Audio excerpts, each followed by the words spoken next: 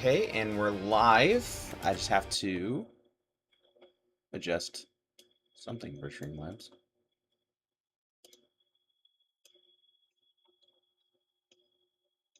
Yep.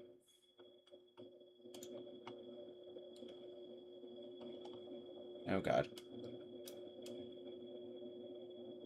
I promise I am semi-professional. Problem is, there's a lot of things on my desk I can't fucking see. Okay. Should be good now.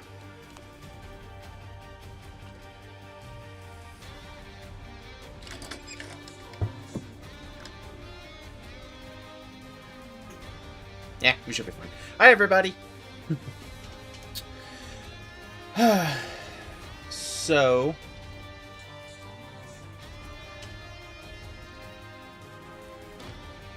Here, can you put that on the floor then?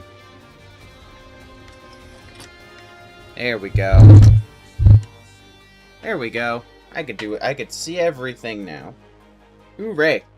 Alright, I'm gonna wait a little bit for people to join. I didn't do, like, the whole, pre-stream whatever stuff, cause I kind of just wanted to get into it. So, we're gonna wait for people to start showing up, and then we're gonna, start the game. Hopefully, this isn't a very long game, so we should be able to finish it pretty quickly.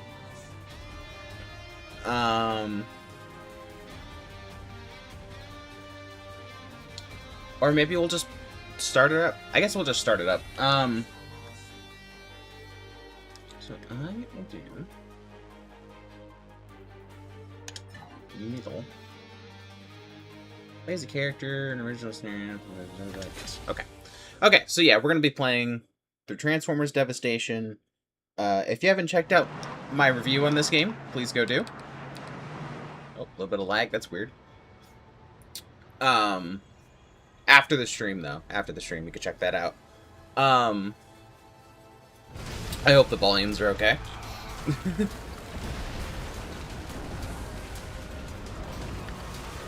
But, actually, you know what, there's a way I could test that. Hooray. There's the guy, the bad guy.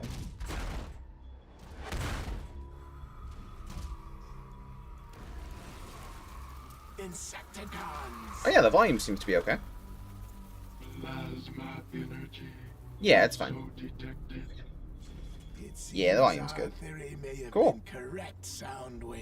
But plasma energy is unstable. No Cybertronian has been able to. I'm not skipping the cutscenes. This game is short. The golden age. Then stand back, Starscream, and watch me tame it as I have tamed you. So, One of these days, I would like to Constructicons, wait until more people join the stream to start actually And where will you talking about all this. Megatron? We have been given a gift beneath the surface, and I intend to use it. But yeah, we'll wait a little bit to actually start talking. Oh, hey, what's up? What's up, Andrew Vasquez? How's it going? I think I pronounced that right. I hope I did.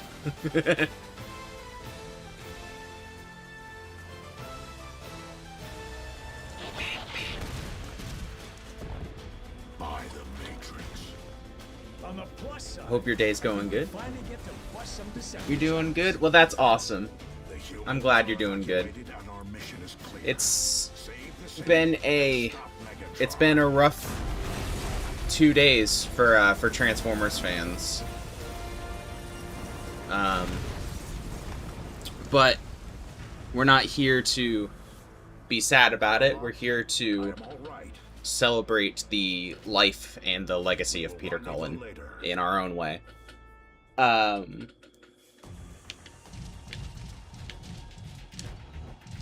And we're going to... World is all of this.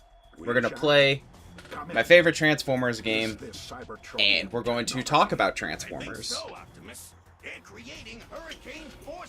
So, it's going to be a good time. We're going to have a great time.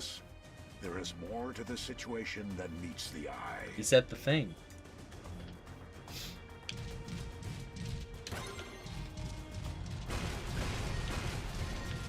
I don't remember what I have equipped. Okay, I remember what I have equipped now. Same stuff for the review. Good to know. Probably unchanged completely.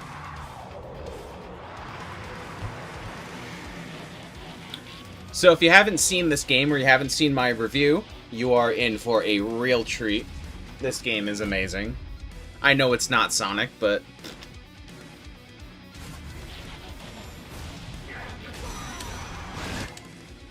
No, go away, tutorial.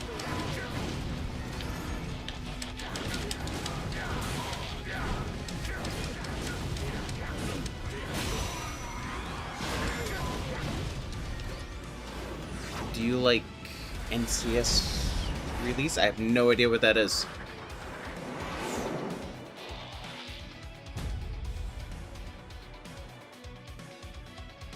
Optimus, I got your back.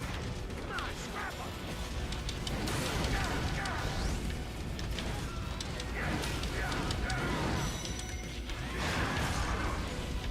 Gotta use ranged weapons. Keep firing. Don't tell me what to do, Sideswipe.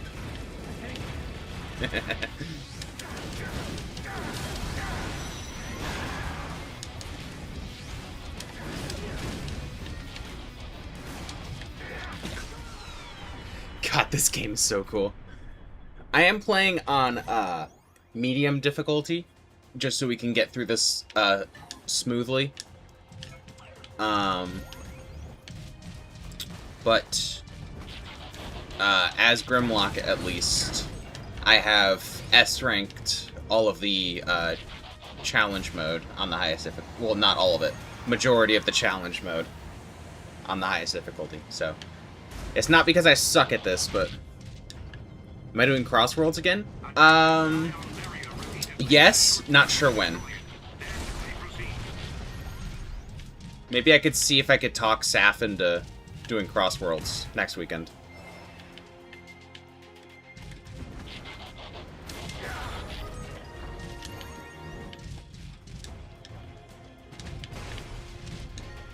Hopefully, though. Hopefully soon. Hey, found something. Follow me. Would you find Bumblebee?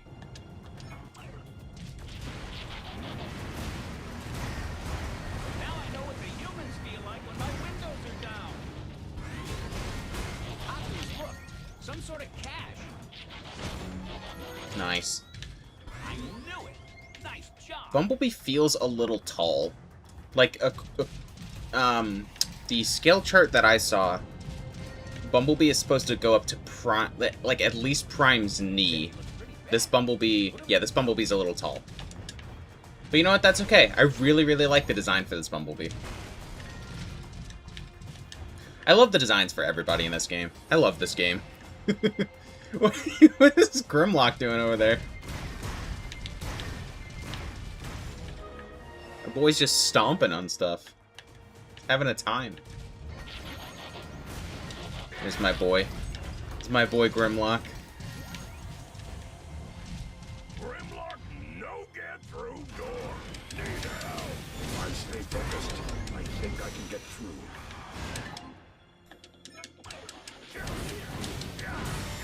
Magic Square needs to hurry up and upscale their Grimlock.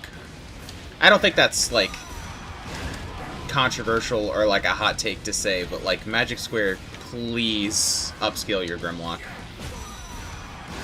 Magic Square's not listening to me. What am I talking about? Although, I do love their products, and I will shill for them. 100%.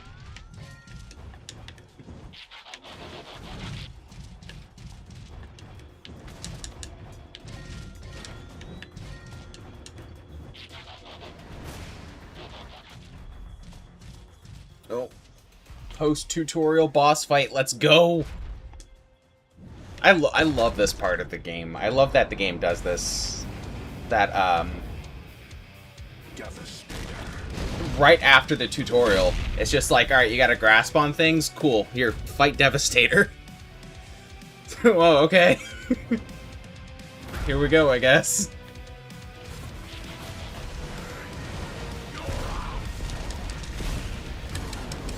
I did not think I dodged that.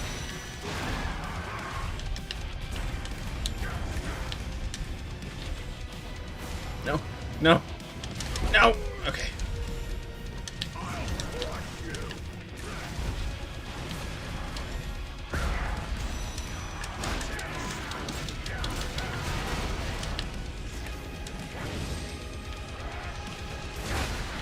Nice. There we go. Unfortunately, there will be no mechanical Megan Fox this playthrough. Devastator, you're needed elsewhere. The others can finish the Autobots. I love this game. Another time, Autobots. This almost makes it hurt less. Ready, ready, ready. Why am I Bumblebee now? I mean, cool. I like Bumblebee. Find cover and take out enemies with distance weapons.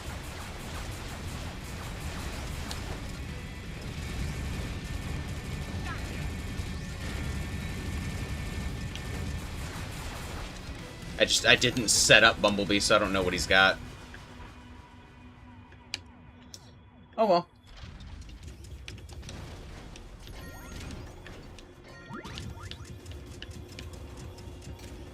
Little speedy little boy. Jeez. Look at him go.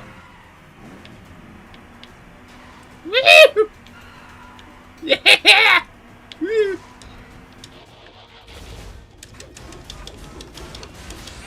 Oh, dang. Oh, man.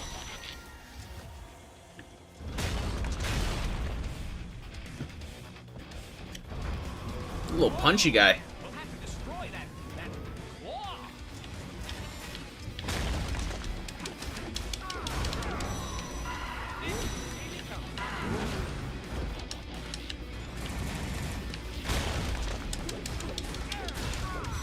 Yeah, I have no idea how to play Bumblebee, but... I mean, this might be fun. This wind current is too strong to pass through. You know what? You know what, Teletran? Find another route for now.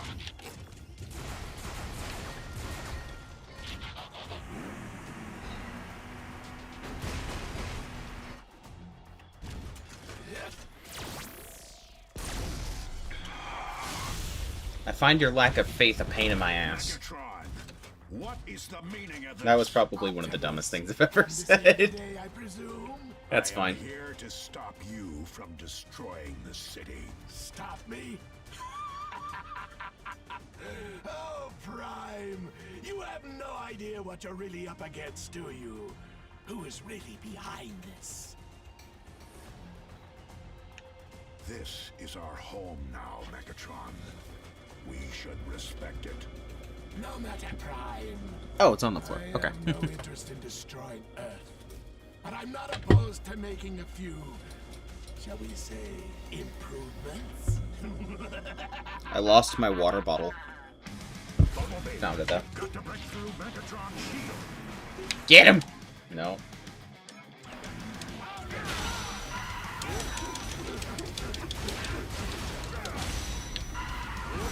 Damn, I should play as Bumblebee more often. This is awesome.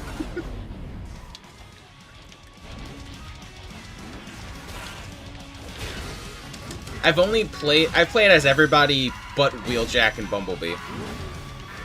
I don't know why, I just never really got the Bumblebee hype. Alright, that's cool. I'm gonna have to do another playthrough as Bumblebee some other time, but...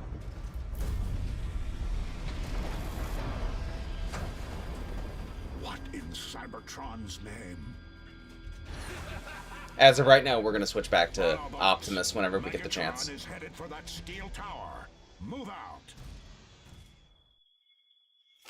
Oh, we're sideswipe now. I think the first chapter kind of like goes through and shows you every Autobot. I don't know. Follow me. Whatever. I've played a Sideswipe before. I like Sideswipe.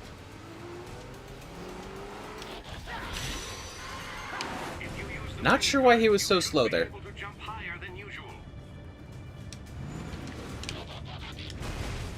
Here, let's put this back on the floor over here. Just so I could see everything. There we go.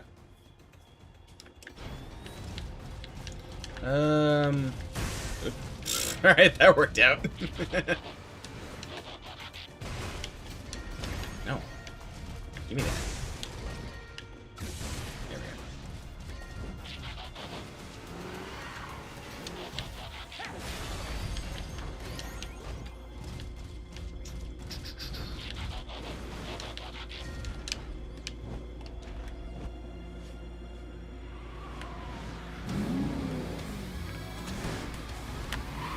More fun times. I probably should turn my fan back on. Nah, it'll be okay.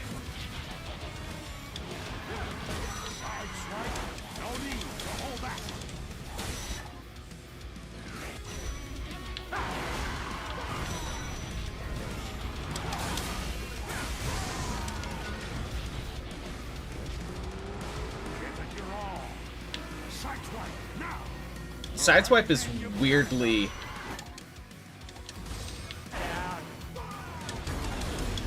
No, I was just spacing out my combos. Okay. I was thinking Sideswipe is, you know, a little bit slower than I remember, but nah, he's just... That was just me.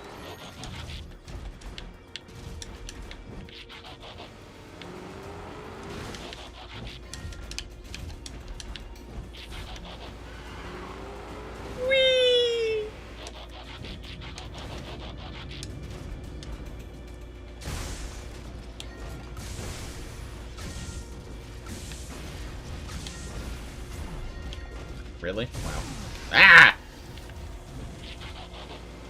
Didn't know that was there. More enemy combatants. I think it's not serious. Never stood a chance. Sucker. Where'd he go? There was like 2 more over here. Where'd they go?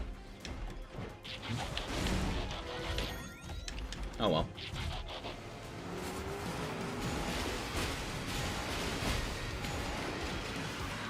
Oh, there we go. Here you are.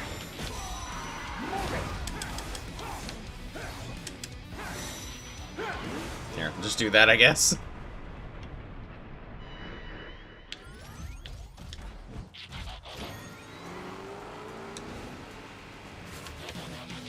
Oh, there's more of them anyways. Oh, lovely. And Sideswipe doesn't have much of a ranged weapon. Forgot about that. There we go. That'll do.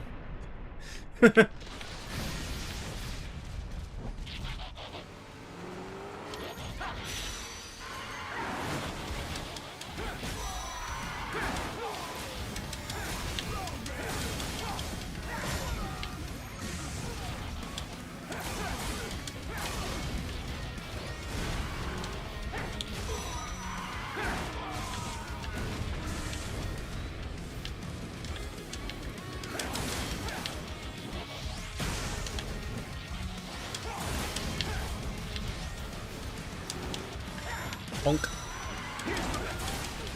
There we go. That wasn't too bad. Boy. Tower's dead ahead. Almost there.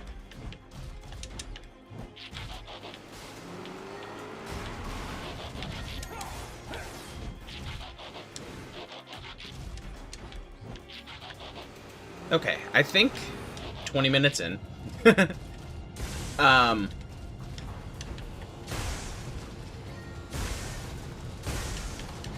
am... Sorry, hang on, focusing. I don't know, I'm kind of, like, delaying talking about it, because I don't want to... I don't want to cry on stream, to be brutally honest.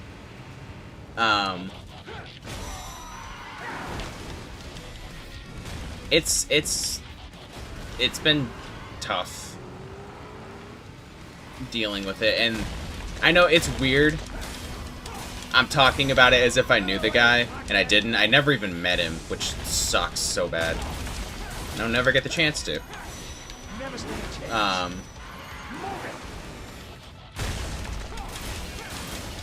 But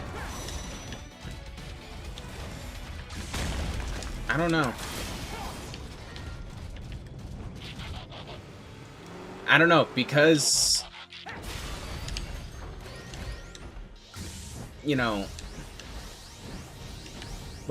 because I, you know, never got to meet him, I don't really have, what's going on there?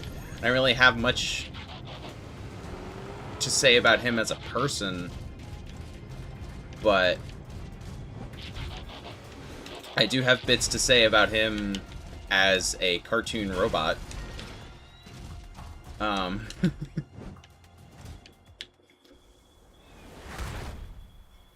You know, he was... Can you hear it, Optimus? I don't know. It hurts. It hurts a lot. Somehow directing them. I'm gonna turn my fan back on. It's hot in here. Tell me there wasn't anything in there. Oh. I think that's good. I think we're good. My chariot awaits, Optimus. But I cannot have you following me this time. Yeah, I just kicked over my coffee mug. I think we're good though. We should be all right. The floor might be a little sticky towards the end of the stream. I don't have any paper towels or anything to clean it up. God, I knew that was gonna happen. It didn't really spill anything though, so we should be all right. Just as long as, you know, like after the stream, I get a sponge or something to clean that up. That's okay. Oh, hey, X-Man, what's up?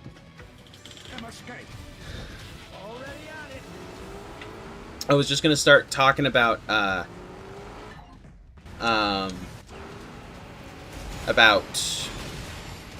it going? It's going, you know, stream wise it's going pretty good, but due to, you know, everything that's happened recently, we'll say, in the Transformers fandom, it's been hard. You know,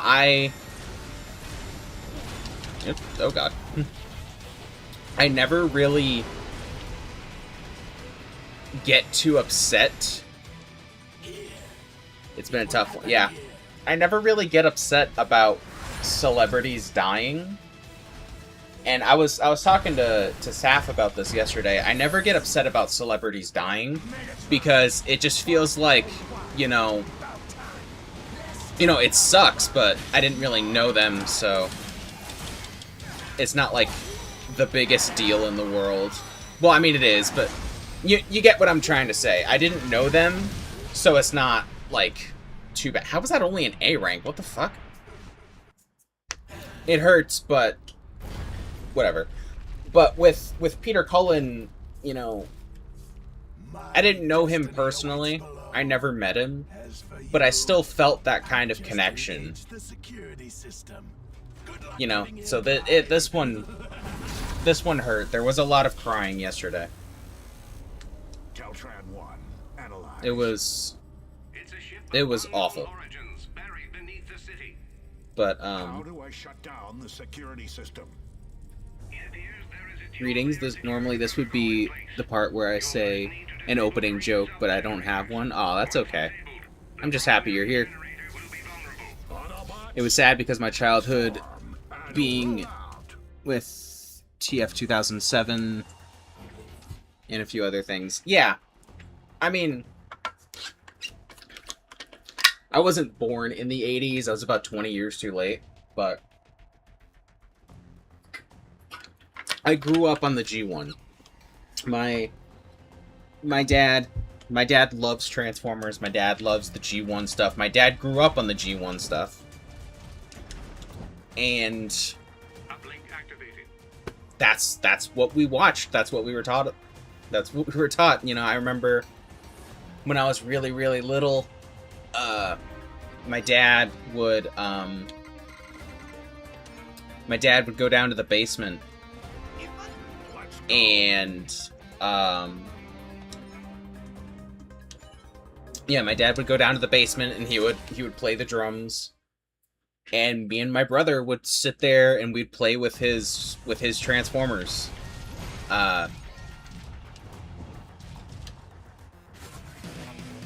And my childhood was watching G1 Season 1 and 2 on loop on a shitty laptop with a disk drive.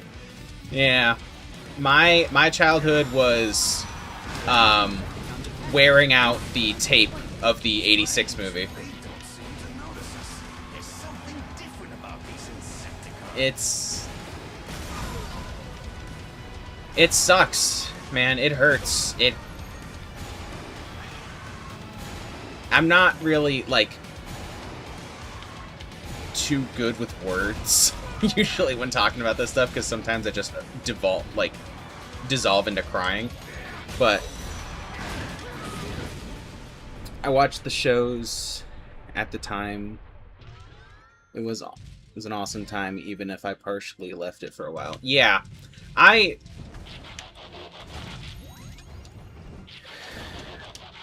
was more into the movies. I didn't watch too much of the shows, you know? I mean, I liked animated, but that was David Kaye, I think. Yeah, that was David Kaye who voiced Optimus in animated. I watched a little bit of Prime, but Prime is overrated, and I got really annoyed by the human characters. There's a lot of things, there's a lot of small things with Transformers Prime where once you notice it, it ruins the entire show for you. But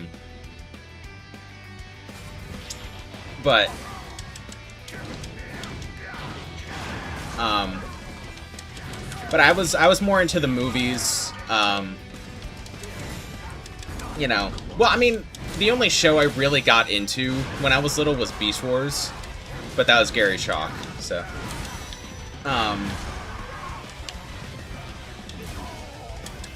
Let's see. I was usually really into the movies, like the 86 movie, the Bayverse stuff. Seeing a certain character die in the show, though, man, that was nuts. Yeah. It was so weird how they would never, like, kill off anybody in the shows or the movies, and then they did, and it's horrifically gruesome and awful.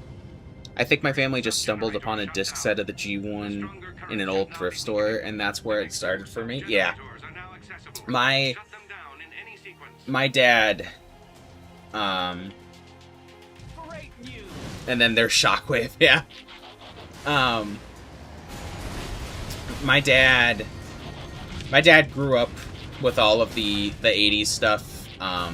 He had a bunch of the original toys, and he still does. They're in pieces, but he has them. But my dad actually, he saw the 86 movie in theaters when it came out, which is really cool. He was really little, but he saw it.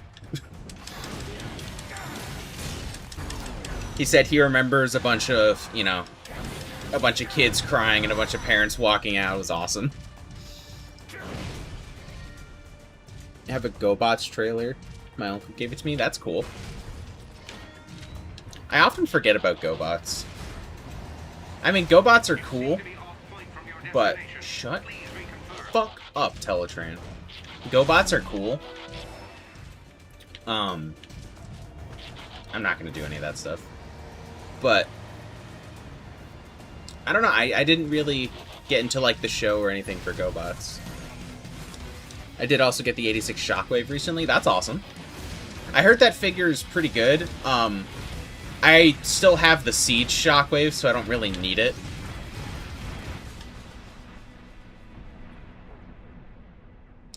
I might think about grabbing it. There's other stuff. I'm mainly into, like, collecting MP scale stuff. Let's do this.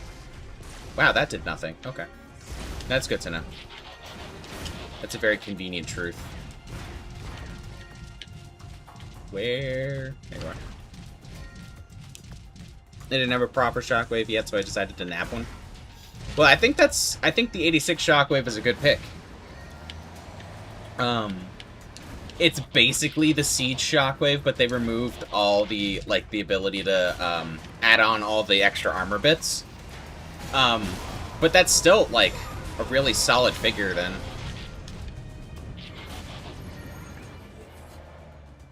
You know, my family had no history with the franchise. I was born in the mid-2000s, so I was decades late to the franchise, yet G1 was still somehow my first experience. Yeah, that's very similar to me.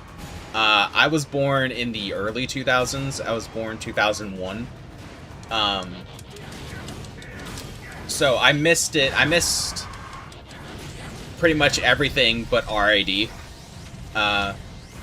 by a few decades, and I never even watched that. But my dad had a tape of the 86 movie, and we wore it out, so... Eventually, you know, after wearing that out, I didn't even know G1 existed until, like, 2021. Yeah.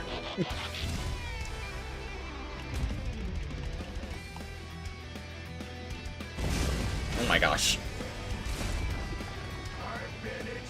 I forgot Bone Crusher kind of just pops out.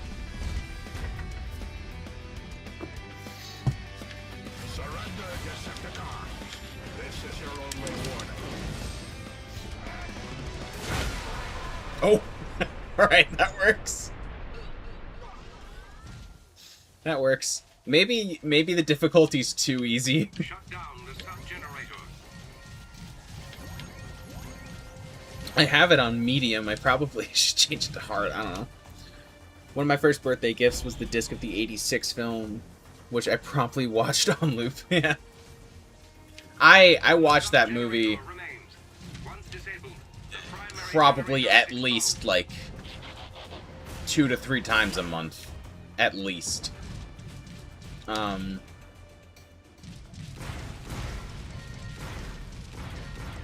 My dad, I think for his birthday recently, he got, like, was it like the 4K whatever edition?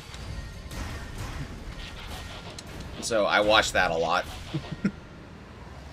Because we have a TV that will support that, so that's cool.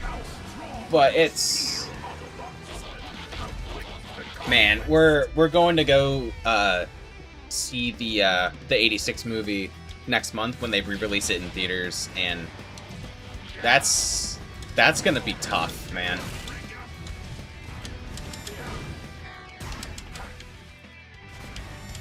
That was kind of cool. Even though I kind of just froze, didn't know what to do there.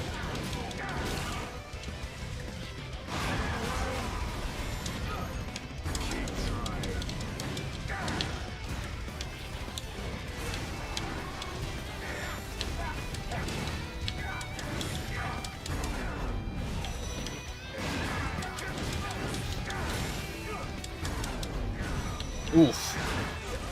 There we go. That works. I remember when I was younger, I wasn't too into Transformers. Transformers is like a recent thing for me, relatively. 86 as a movie is kind of nonsensical, yeah.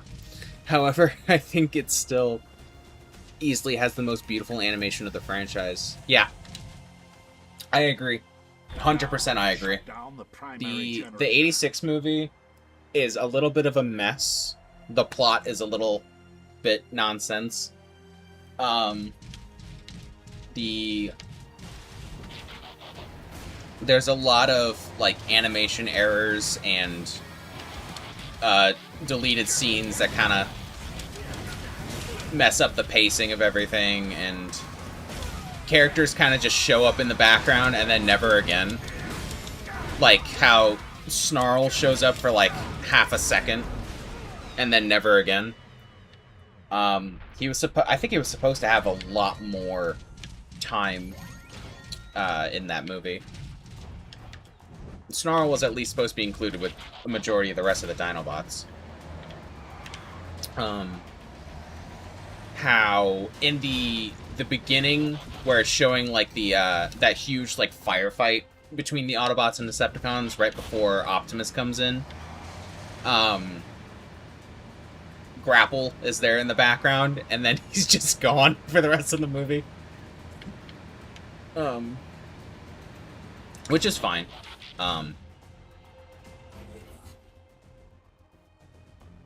And okay. Sorry, Saf was texting me, Buckwheat's at the vet today. He had to get a checkup, but he had to get some shots. I just think the 86 film is still drop dead gorgeous to look at. Absolutely. Cell shading is timeless. I love cell shading as a whole. It always looks so good. I think I went the wrong way. I didn't. Haha. Like even with this game, right? The cell shading is beautiful. In this game, I want to say this game came out like 2016, something like that, 2015. I know it was an Xbox 360 title, along with Xbox One, PS4, all that nonsense. We specialize in nonsense around here, though.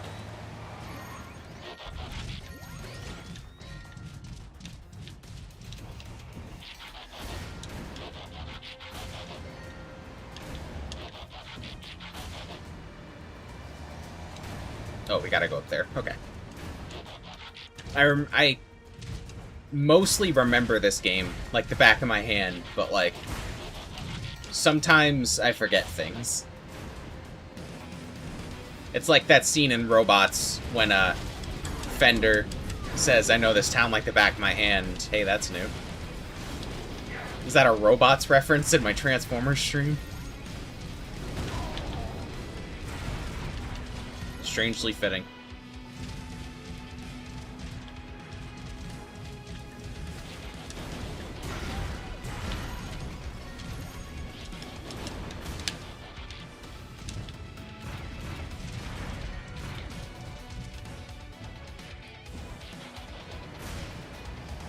It's gonna be really tough, though. Oh, I didn't want to do that.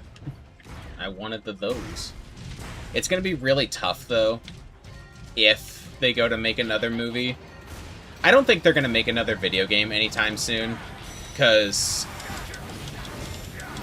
the games, like, as a whole, for Transformers have kind of been a bit rough. It's either, at least with recent games, it's either it comes out and it's basically like a mobile game, or, it doesn't come out and it gets canceled. And it's just a mess. I'm curious, what's your second favorite voice actor? Because Peter Cullen, obviously first from Transformers. Mine, Fred Willard, TFA Swindle. That's a great question. My second favorite, aside from Peter Cullen, is Greg Berger, who does Grimlock, Skyfire, and I think a few others. I love him just because I love Grimlock. Grimlock is my favorite Transformer. I did really like the way Keith David did Grimlock. I forgot what show it was, but it was recent. I love Grimlock's stupid voice. I love Grimlock. He's always been my favorite. Ever since I was little, I would always play with my dad's G1 Grimlock. I was gonna get the Missing Link Grimlock this month, but I ended up getting something else. And because my birthday is next month, I was gonna ask my dad if he can get me the Missing Link Grimlock. Steve Bloom's Starscream? Yeah. Steve Bloom is just consistently really, really good in everything he does. I don't remember the actor's name, but I really, really like the actor who did Starscream in Fall of Cybertron.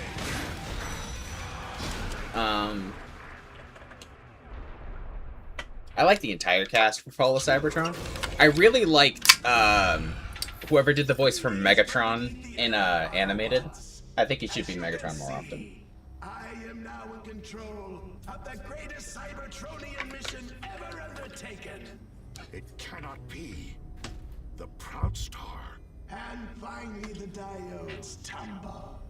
I am simply going to hasten the Insecticons' mission instead of just cyberforming this city. With me at the helm, I believe the planet will be transformed in mere days. You plan to is it Fred cyberform Tatasciore, I believe. Correct you, Optimus Did he do Prime. Megatron in Animated? I know he was Megatron in Fall of Cybertron, I think. But the Earthlings. I'm pretty sure.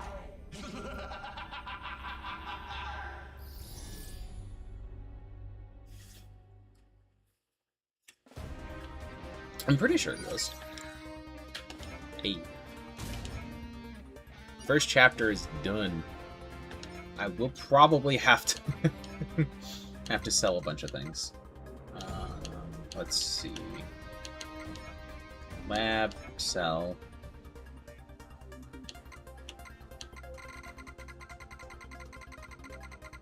All the way down to our worst rated stuff. This is probably... Oh, I need to... Yeah, order by rank. There we go. This is probably the worst part of this game, is the selling mechanic. Oh, you know what? Instead of selling them. Fred Tatasciore. I tapped it out 7 times to spell that right. Yeah, that is a difficult name. Let's see. Let's upgrade Prime's axe a little bit. I looked it up, and this game takes roughly like 5.5-ish hours to finish, so we probably should be done in roughly like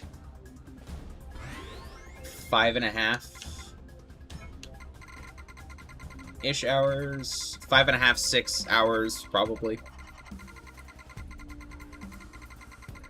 Roughly that much.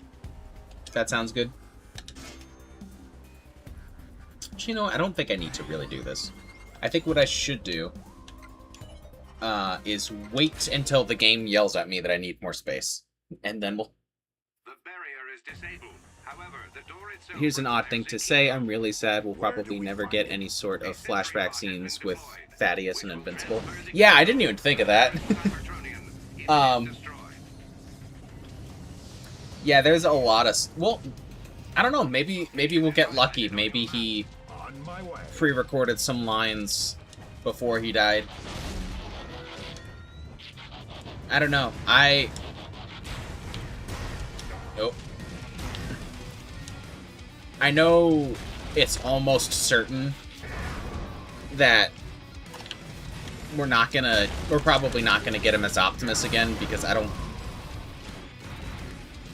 There's rumors about like a new Transformers film being in development, but I don't think they were that far into making the movie as to start recording lines. So Optimus? What exactly I don't know if we'll ever Another time. hear him as Optimus ever again, which is awful.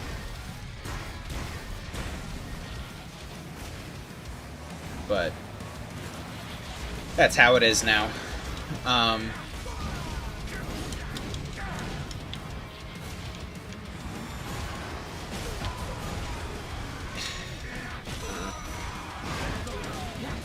I really liked his voice as Thaddeus. I hope I'm pronouncing that right. I think he added gruff from his age. Felt really fitting. Yeah. I haven't watched too much of Invincible, but I am aware of the character, and yeah, he did a fantastic job. Everything Peter Cullen ever did was absolutely incredible. Even down to his lesser known things. Like a lot of people, well, not like a lot of people, but there's a solid group of people who know Peter Cullen was Eeyore in a couple of the Winnie the Pooh cartoons, and he did the sound effects for the Predator, which was cool. It's actually really cool to look into the stuff that Peter Cullen and Frank Welker have done outside of Transformers. Frank Welker's done a lot of like sound effects and whatnot. I believe he did the sound effects for Goddard in Jimmy Neutron, and he was the ape in that one episode of SpongeBob, where he was scared of going outside because he broke his butt. Even though, admittedly, my first reaction to Thaddeus is that fucking Optimus Prime. I think that's everybody's reaction whenever they hear Peter Cullen.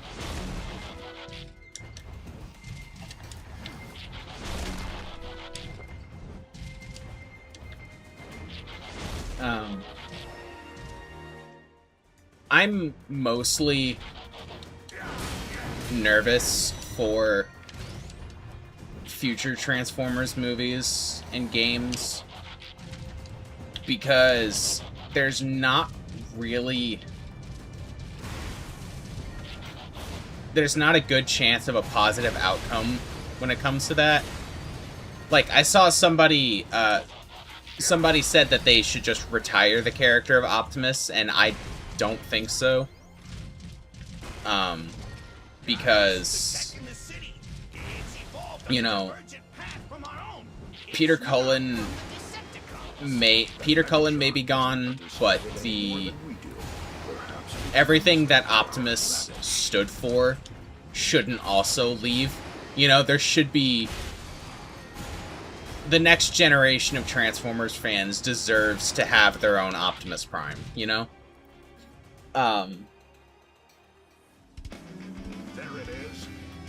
It's gonna be tough, and he's gonna have to be recasted, and it's gonna be tough. I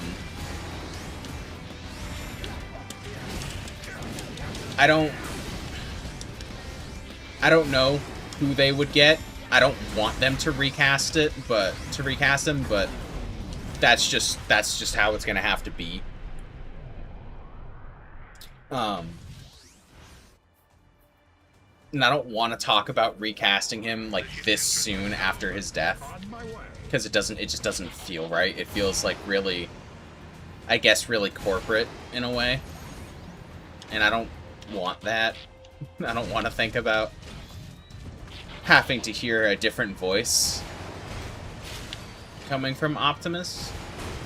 Our best bet would probably be Gary Chalk, but Hasbro and Paramount seem to not want to cast Gary Chalk for anything ever for some reason. Even funnier is I didn't know he was in Invincible till I watched it. So it flashbanged me. That's awesome.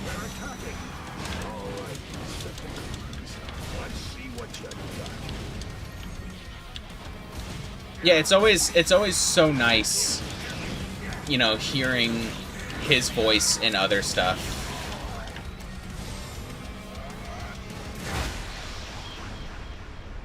It's kind of like when you randomly hear Tom Kenny in something and you're like, "Oh, it's fucking SpongeBob." Like when Tom Kenny was Starscream in TFA. That's probably my favorite Starscream. Is Transformers animated. He basically, he sort of plays Starscream, kind of like he played Ice King, but not really. Kind of like Ice King, but ramped up to like 12.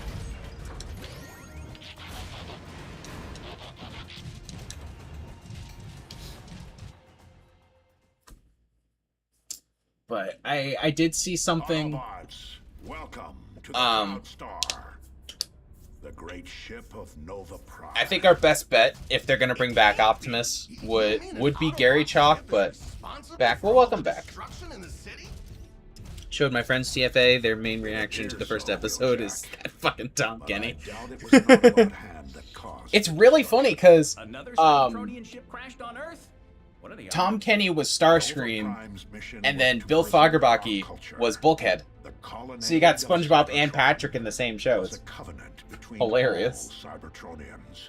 The colonnade is comprised of the essential aspects of our lost Cybertronian heritage. That's my favorite version of Bulkhead. Placed inside the Pharaoh-Taxis, the supercomputer that controls the Proud And Star. then I think David K. Pharaoh-Taxis was Optimus, which was Beast Wars Megatron. Beast Wars and Unicron Trilogy What a Megatron. historical find that would be. Which So is much crazy. pride and beauty and history has been lost. To find it again. I think Greg Berger came back to voice Grimlock in TFA. I know he did for Fall of Cybertron. Plasma core and the Insecticons. It directs the power and gives Or was the that David K? Insecticons their function and purpose. Okay, so David we K find might have Pharaoh also Taxis played and him.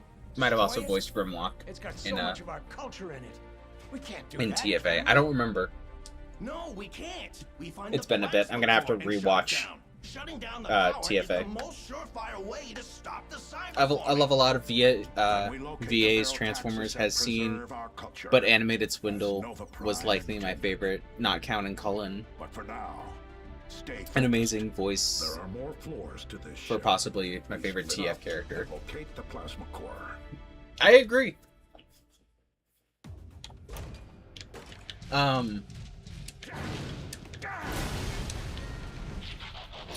I don't know. It's been a little bit since I've gotten that far in Transformers Animated, but I'm gonna have to rewatch that. I'm gonna have to actually finish that show. There is a darkness here. I need a third-party company to make a an MP scale animated Optimus. That would be really, really cool. Deal with it later. We must. Wow. Common as much.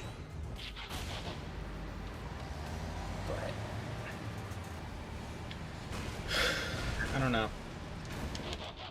I wish that I had more to say about Peter Cullen.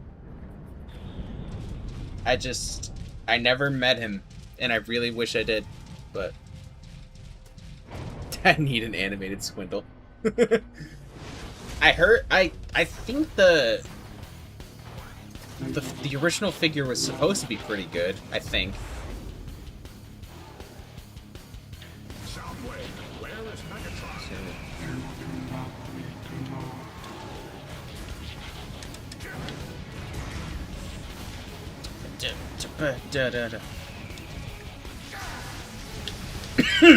Excuse me, Jesus.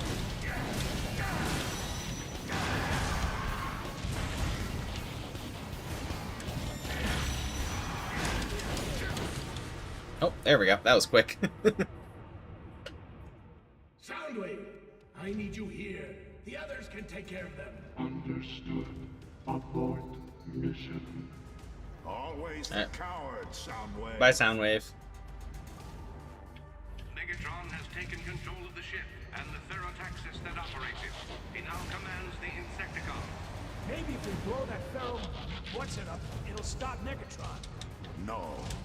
We go to the plasma core. Oh, there's little- disable it. The Pharaoh-Taxis has the sum total. All right, of bye. Cybertronian I culture guess. recorded within. If at all possible, we must Why are we trying to play music in my chat? Why are we trying to play Harry Styles in my chat? What the fuck? Peter Cullen has that weird syndrome where you just hear the Optimus voice and go, "Yep, that's Prime." And so coming to the grasp, he's finally gone, is almost surreal. Yeah, I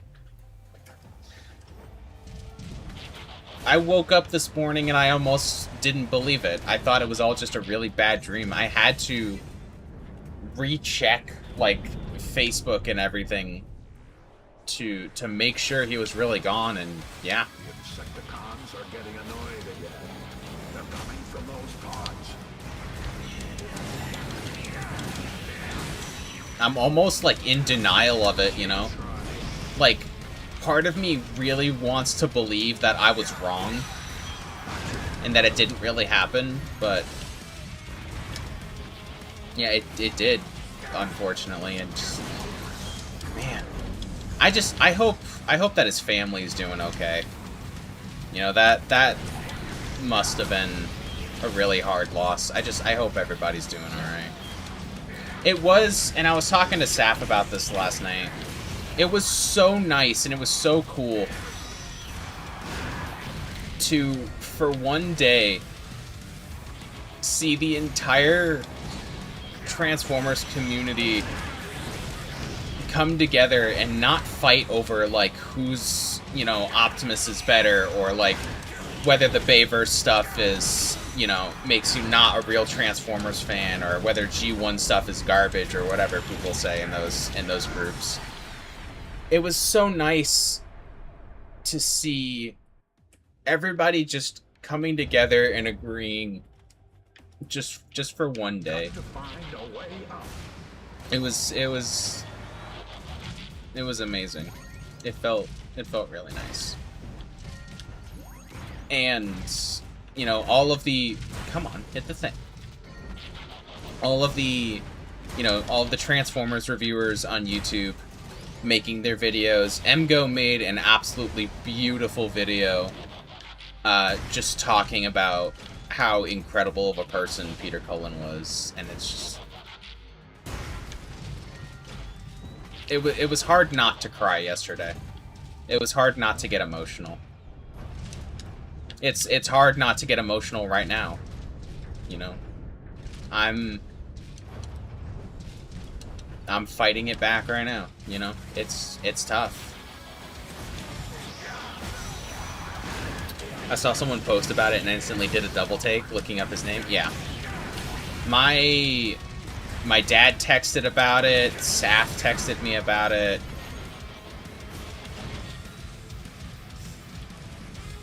It sucked. Even hearing his voice now, it doesn't register with me that there's no more of it. Yeah.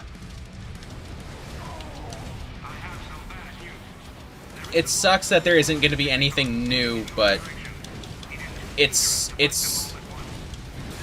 kind of amazing that we have a incredible amount of,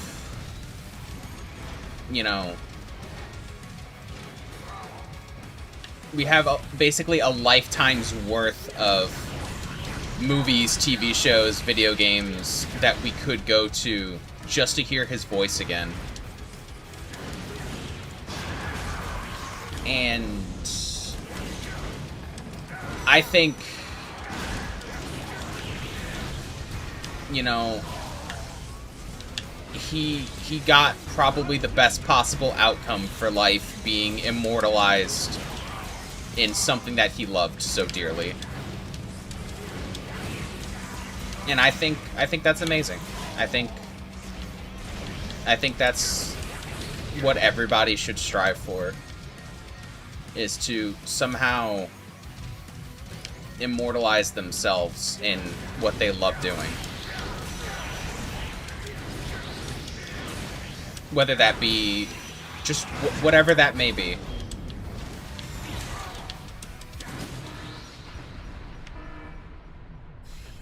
It was funny though, when I posted something about it, holding back the urge to break the air by pointing out the comedic skill issue. Hey, you know, I'm trying to talk and play this game at the same time, Okay? I'm usually very good at this. Get off my back, man.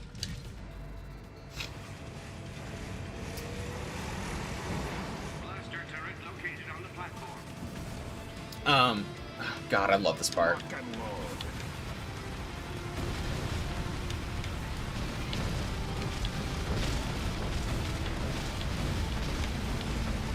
I've S-ranked the majority of the... Well, okay, I am playing on medium, so it's not really too impressive. Just trying to lighten the mood. That's fine.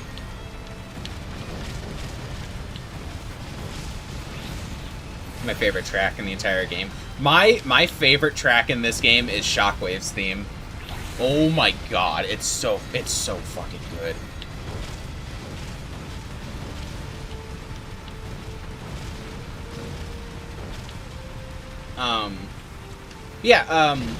When I posted something about Peter Cullen, my cousin, who I had not talked to in a couple years, said something really funny. He said that it's in a twisted way, it's very fitting for their characters that Frank Welker ended up outliving Peter Cullen. Dude, every track is amazing in this game. This game's so fucking peak.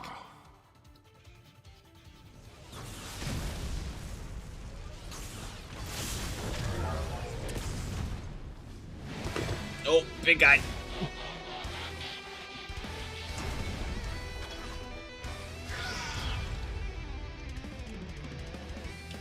It appears the plasma energy is increasing the Insecticon strength.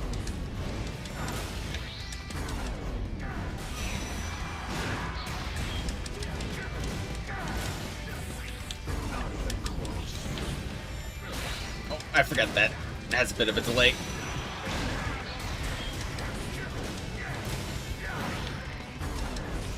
There we go. How's that for a skill issue? No, that was one of the easier boss fights.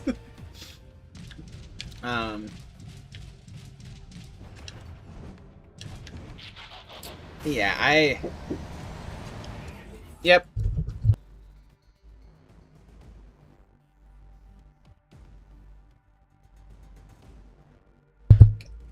I have to help with groceries real quick, so we're going to do a quick intermission, and I didn't mute yet, and I'll be right back, so just give me like 10, maybe less than 10 minutes.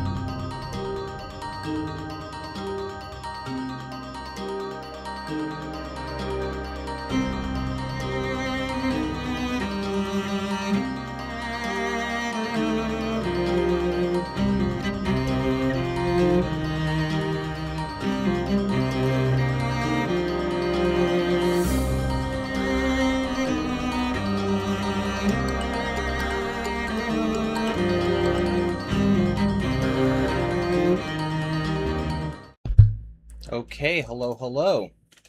We're back. My game capture is not... There we go. There we go. Hi, everybody. Sorry about that. Where were we? This way. I think we're heading towards another Soundwave fight soon-ish.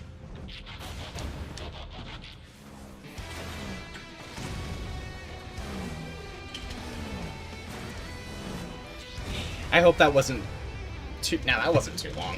That wasn't too bad. Only took me a few minutes.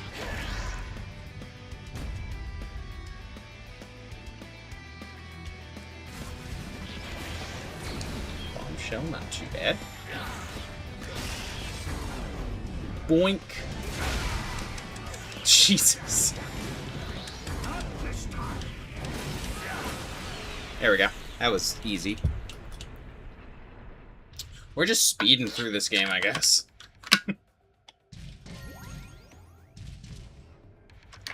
Straight up zooming. Okay.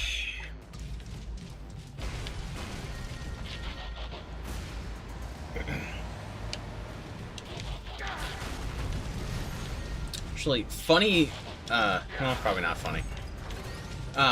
Interesting thing about me, personally. I made it, my personal goal to get, MP scale figures of all of the characters in this game. Like all the, well, so far, all the Autobots. Cybertronian Matrix bearer designated Optimus Prime.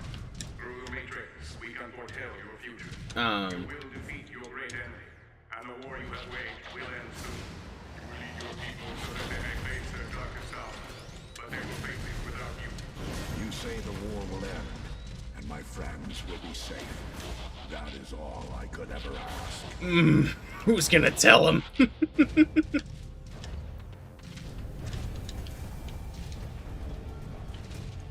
And conveniently left out the part where, yes, the war will end, but the majority of the Autobots are going to die in the process. There's going to be a lot of casualties. Even some Autobots in this game. Because Wheeljack dies in the 86 movie. I think Sideswipe does. Like, it's a deleted scene, but Sideswipe is canonically dead, I believe. All of your best guys die. With the unpredictability of plasma energy, I think does Jazz die too in the 86 movie? half of Earth with it. I think he gets eaten by Unicron. Oh my god, does Jazz die? Current calculations, roughly 92.787% I didn't think about that. chance it will detonate. I like those odds. Then we capture the plasma core.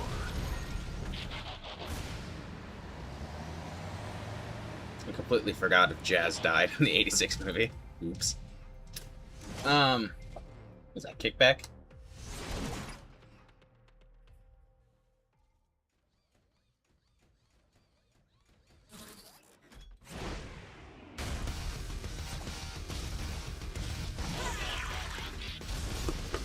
What is that, a woodpecker? No. I don't really like that animation. It was a little rough, but that's alright.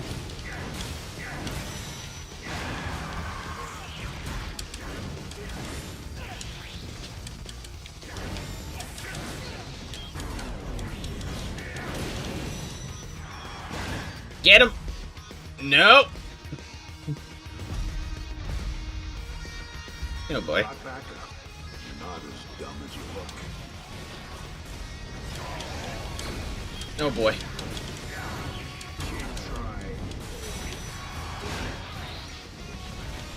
God, the line delivery in this game is so good. I mean, what else would you expect? They've been voicing these characters since the 80s.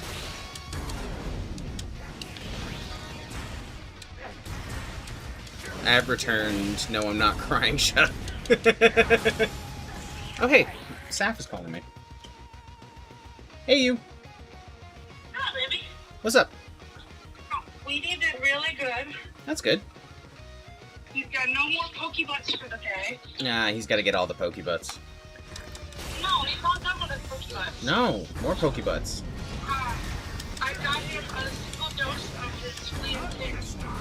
And then I got a prescription to go do a Chewy. Mm-hmm. So I'll be able to get him the other month's prescription. I just wanted to make sure, because we're going camping next The weekend. crystal shielding and dislodge it.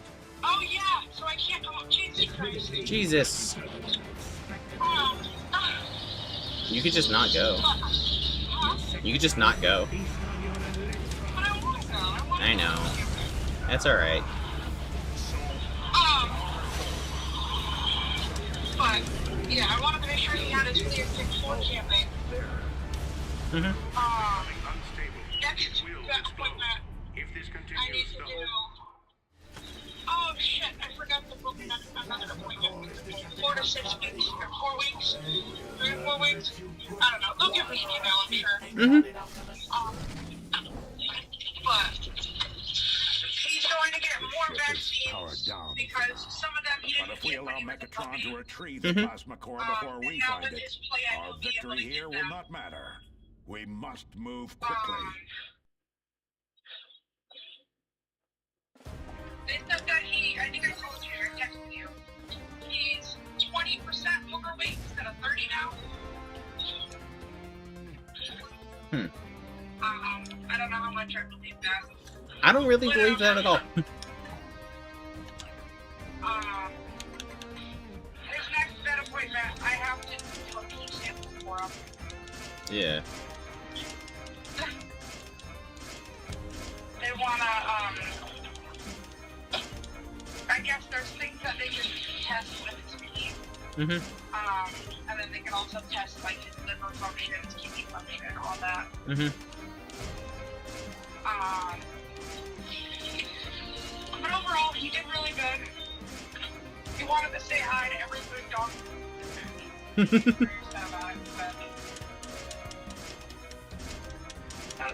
gonna get him a snack. We're going home. I'm good. Okay. I love you. I love you too. Bye, baby. Bye-bye. Okay. We'll get rid of some more stuff. This is the not fun part of this game. Friggin' inventory management. And there's no, like, I don't like that there's not, like, a sell all feature. You know? Or, like, a feature to, like, sell a certain, like, rank or whatever. So I usually do, like, the C or D ranks. I sell them. And then I'll keep everything else. Also, I lied. My favorite Transformers voice actor is Dwayne "The Rock" Johnson. I can't fucking believe that's a sentence someone could actually say. Yeah, that's crazy. I mean, I understand.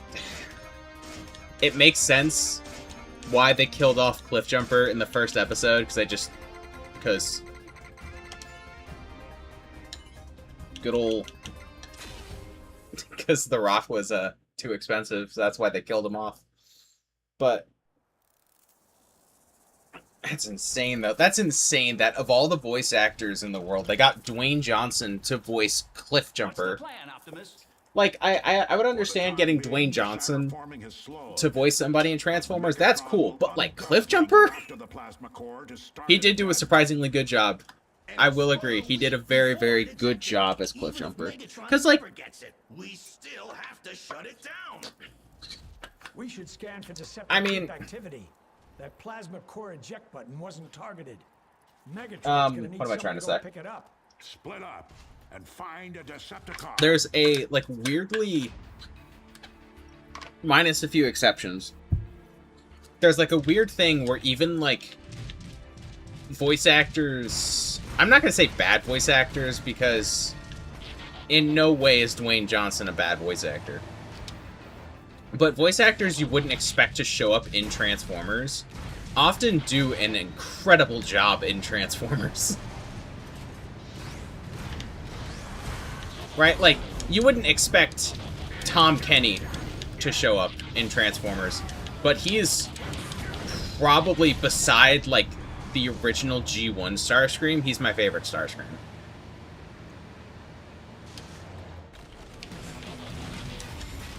There's, like, a weird phenomenon of voice actors you wouldn't expect to be in Transformers absolutely killing it in Transformers. I like the fact Cliff Main's characterization now is he just dies in every appearance. Yeah, which is, it's weird because that's only really happened twice, right? Because, you know, people are like, oh, Cliffjumper dies in everything. He died in Transformers Prime and Bumblebee, and that's it. It's only been, like, 2 things. So it's so weird and, like, almost not really frustrating because it's not that deep, but almost kind of, yeah.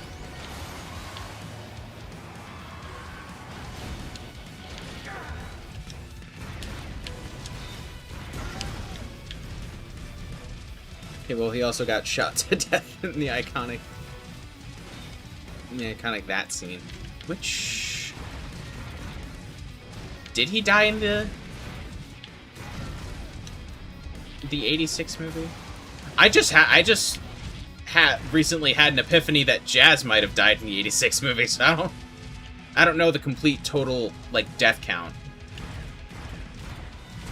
Oh my god, Jesus. Now we can say skill issue. That was awful.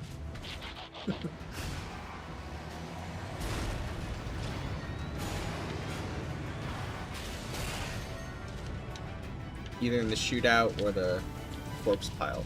I think...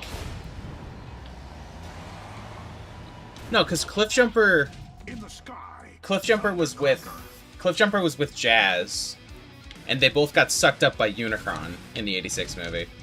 So I think Jazz and Cliffjumper might have been dropped into Unicron's digestive tract.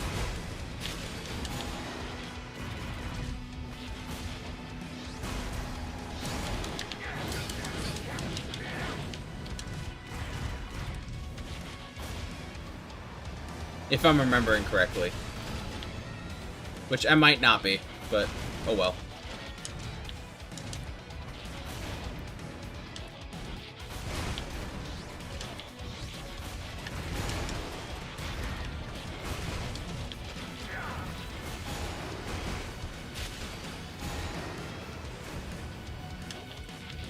Oops. I thought I could make that.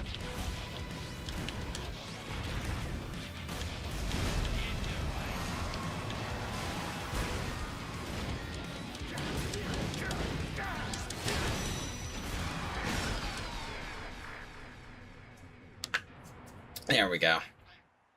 And that's what happens when you lock the fuck in. Funny Bumblebee line. Today is a good day to join our cause, Thundercracker. My loyalty only goes so far. Say the funny, Bumblebee. That's madness. Wow, that took like no convincing at all. No wonder they call you Thundercracker. No one should have that thing. Oh, I should have put a laugh track on there with my Devastation review. God damn it. I think we could handle that. Go watch the Devastation review after this, if you haven't. I'm very proud of it. You might be able to beat him there. I know the island. It's a great video. It is across Liberty Bridge. The hardest I've worked on any video ever. I do mostly Sonic stuff now, but that Devastation review was kind of a passion project, and oh my god, I'm so happy with how it turned out. I'm just kind of bummed that it didn't get the traction that I would have hoped for. But it's still like at like a really good, decent view count. It's more than I would have expected, like when I was younger. I love Thundercracker so much. I do too. Thundercracker isn't my favorite of the Seeker trio. That goes to Skywarp. But I love Thundercracker. I love his design. I love the colors. I still need to get the Deformation Space version of Thundercracker. I have the Starscream, and Random question: how bad would this game be at a commander in 2x speed? That might be awful.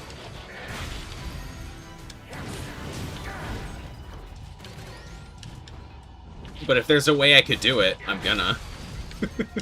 That sounds like fun.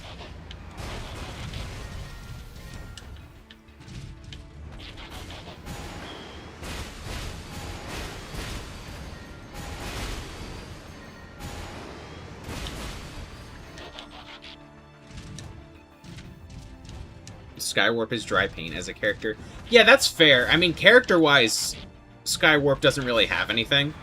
But I think mainly the reason I like Skywarp so much is the design. I'm just a sucker for black and purple, as you can see. Cheat engine can speed programs up, so I've heard. Might be worth looking into. Maybe I could do a challenge. I'm not getting that. Maybe I could do a challenge video on that if I could figure it out.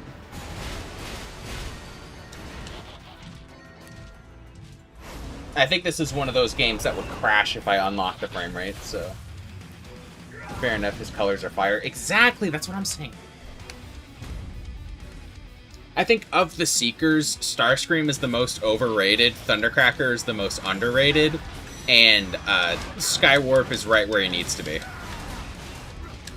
Skywarp gets the appropriate amount of love and attention that he deserves.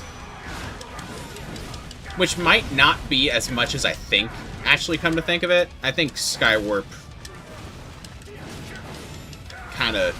There's bias here. I love Skywarp. I still think Thundercracker is my favorite Seeker, character-wise. Yeah, character-wise, Thundercracker is awesome, especially in the comic books. How they really, they kind of, played with the idea of his loyalty being a little rough in G1, but I think they really explored that a bit more in the comic books, which I think is pretty great. By the way, look at that. This game is absolutely stunning. This game is gorgeous. I fucking love this game. It's so good. This game is so good. Probably trying to patch that leak before they move it. It's hard to call Starscream overrated because he just has so much more media presence. I think that's why he's overrated. That stuff goes boom. Teletran 1. Because I would say that's why he's overrated. He's the only Seeker that ever gets any attention. I mean, of course, in every Transformers project, you have to have the core 4 Decepticons, being Megatron, Shockwave, Soundwave, and Starscream. You just have to have them. But I think it would be interesting if another Seeker got just as much spotlight as Starscream. Not like overshadowing Starscream, because you really shouldn't do that, you know? Just in general. You gotta find that sweet spot where the other Seekers feel just as important as Starscream, but not overshadowing, if that makes sense.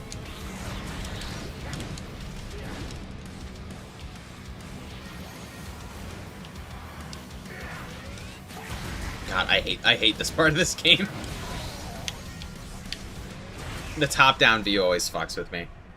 I don't play much top-down shooters, so I'm not used to the perspective. We'll go not this way. Not this way either. But this way. Give me that. Yeah. I'll tell you who's incredibly overrated, though. This might be a hot take. I think, as a villain, Unicron is incredibly overrated. I don't know. I think Unicron is very poorly used oftentimes, because he's kind of just, like, thrown in there. It's just like, oh, we need the stakes to be higher. Heading back to the bridge. Speaking of Starscream, man, I love Steve Buscemi. Did his Randall voice and stuff. Yeah.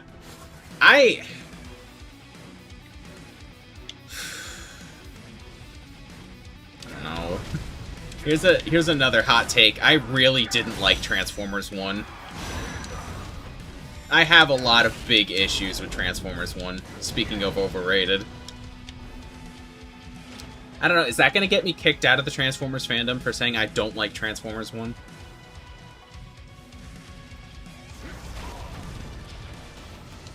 I think it just... My problem is it did a lot of things really wrong.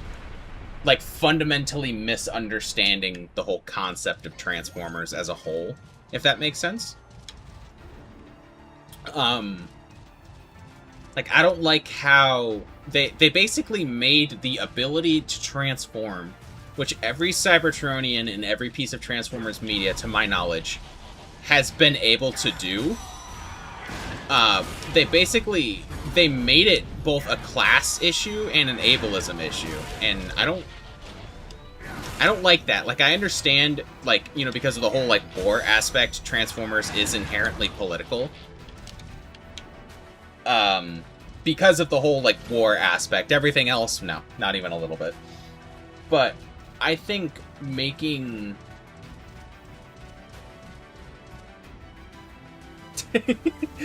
Get out of my stream, I'm taking over now.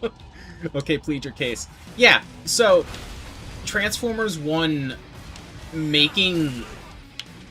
I mean, that it's not my only issue, you know, them making the ability to transform as, like, a class issue or, like, an ableist issue. Basically saying, like, if you can't transform, then, like... You know, we can transform, so we're better than you. I think that's horrifically stupid. I think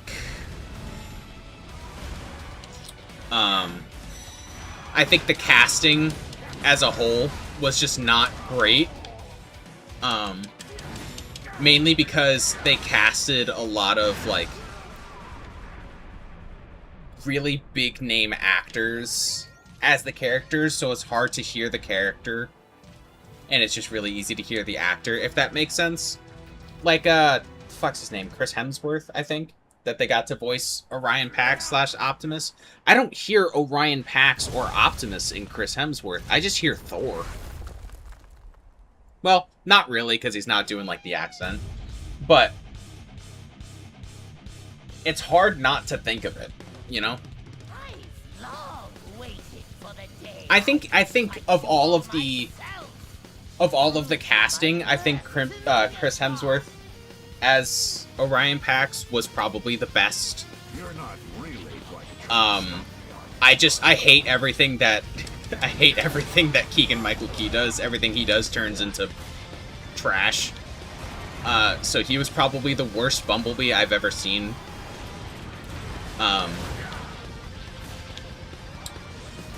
I think the art style was really, really terrible. It made everybody basically look like a Fortnite skin. All of the toys have been awful.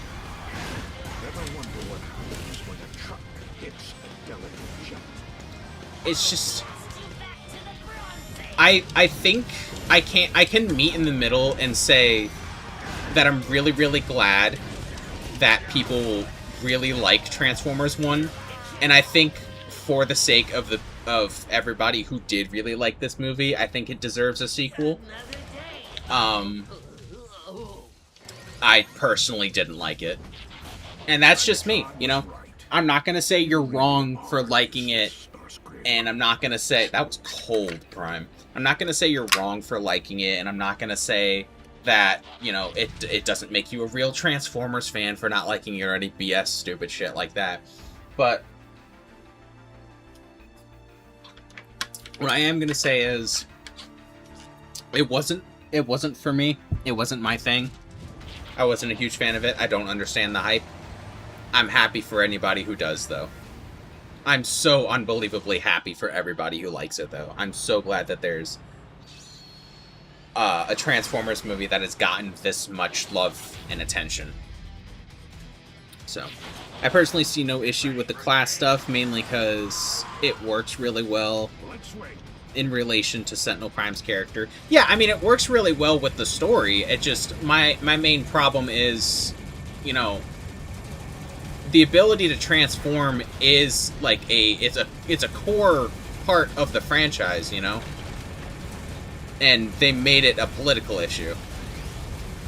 I think that's my big problem, is making a political issue out of something that is like a core part of the franchise. It does work really well with Sentinel Prime's character, though. I will agree with that. I agree on all of the positive things that people have to say about the movie. I just personally was not a fan. But I'm so unbelievably happy for everybody who likes that movie, though. It's such an amazing thing that there's a Transformers movie that's gotten this much love. I don't believe or agree with everybody that's saying it's the best movie since the '86 movie. I personally would give that reward to Bumblebee. I was actually very iffy about Bumblebee before it came out, because I was like, you know, of all of the Transformers characters, why is Bumblebee getting his own movie? And then I saw it and I'm like, this movie's amazing. I love Bumblebee so much. It's the only Transformers movie that makes the human characters not absolutely insufferable. D16. Yeah, I mean, that's another issue I had with Transformers 1, is Megatron kind of fell really quickly. Like, I understand it's like, you know, his entire life living with all of this, and just one small thing finally made him snap. But I would have liked to see more of that. I would have liked to see more of his struggle with all of that. That way his fall would have made a lot more sense.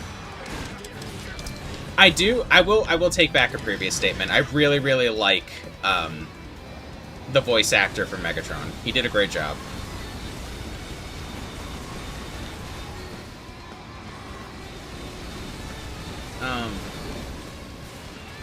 Yeah, with Bumblebee, I really like how they made the human characters not insufferable. I think.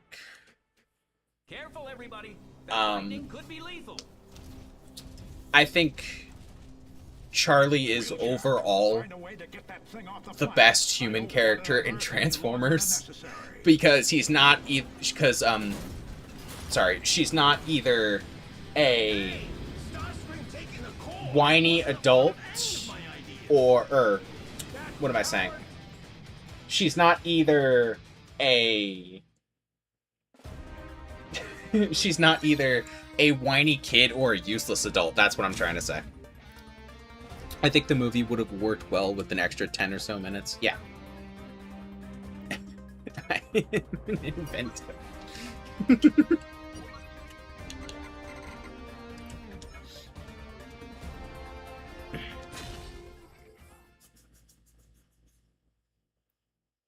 I think What's wrong with it? Peter Cullen got really screwed over with Bumblebee, though, and he's talked about this at like Comic-Con panels and like TFCon panels and that kind of stuff. They screwed him over big time just to save money. You know, they I don't know if you've heard the story of what happened. Fucking Cade Yeager. We don't need to talk about Cade Yeager. Okay? We don't need to talk about DJ Marky Mark. But yeah, they screwed over Peter Cullen big time with Bumblebee. And he's talked about this in interviews and Comic-Con panels and that kind of stuff. Where basically what they did to save money is they brought somebody else in to record the bass line for all of Optimus's lines in Bumblebee. And then they had Peter Cullen come in and basically dub over what this other guy did. So they basically only had Peter Cullen in there for like a week's worth of work. So they didn't have to pay him for like the few months that it took to do the other stuff, which really, really sucks.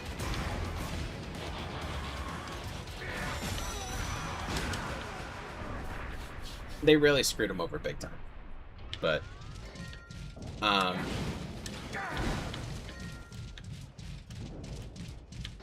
don't know. I still think, in spite of all of that, I think Bumblebee is probably the best of the live-action Transformers movies. I liked the first 3 Bayverse movies. I would rather not watch Revenge of the Fallen, but it's fine. I won't skip it. There's a few parts of that movie that I really, really like. Everything with Sideswipe, and then Ravage looks absolutely incredible in that movie. The fight in the forest was really cool. Jetfire combining with Optimus was a very nice callback to Armada. I don't know if that's what it was intended to be, but that's what it was. Well, that's what it turned out to be, you know, if that makes sense. But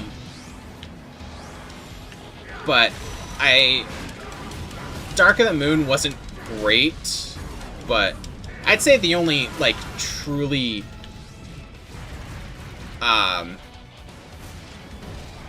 like, at least good, I wouldn't say great, but the only, like, at least good Bayverse movie was the first one.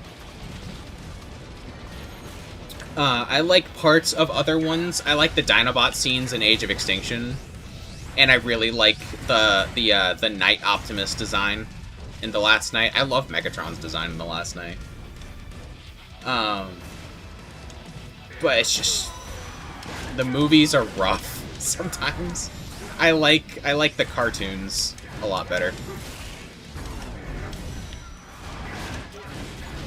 I didn't like Transformers Prime. I really don't like that show. It annoyed me. The human characters were annoying, and it ruined it for me.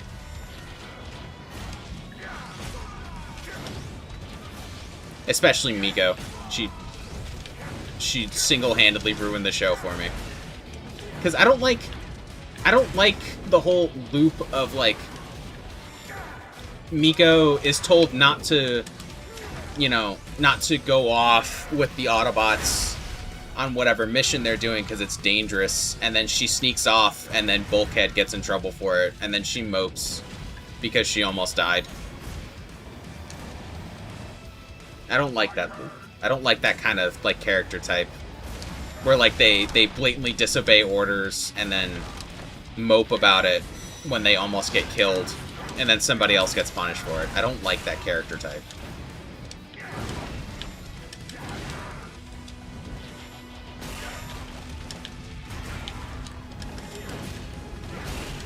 Oh, there we go.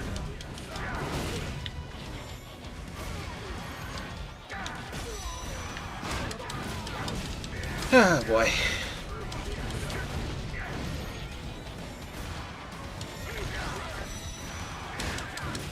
You know, we're actually doing pretty good. I expected, from me at least, a lot more crying. I tried to, like, prolong this stream as much as I could. I could have started early. I woke up, like, probably an hour before I wanted to start the stream.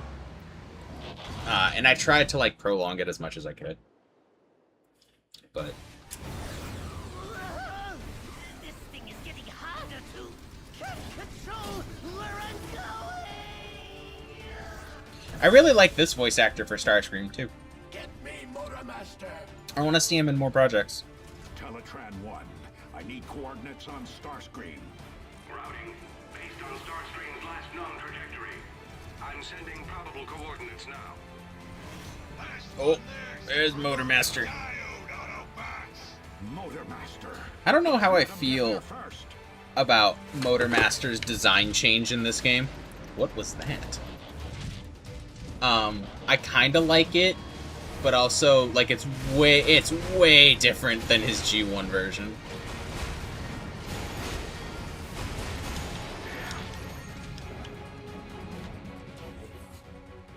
A run off a heap of character voices I like from Transformers: Dreadwing, Lugnut, TFA Megatron, TFA Prowl, Cybertron, Onslaught. There's a lot. Yeah. Hey, Aiden, what's up? How's it going?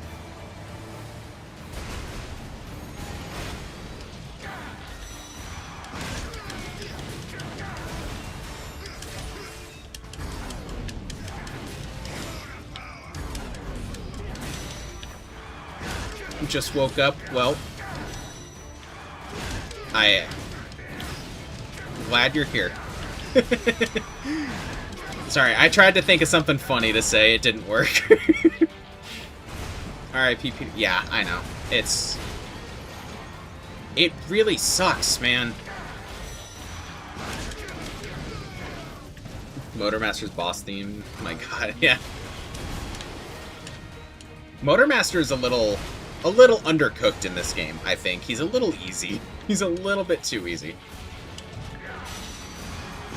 Oop. Well, that worked out.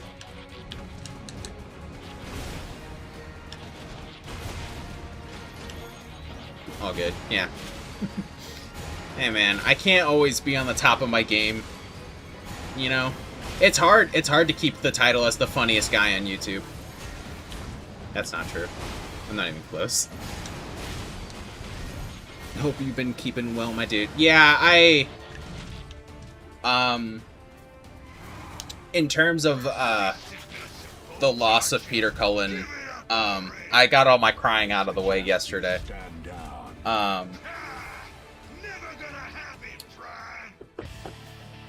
It's been rough.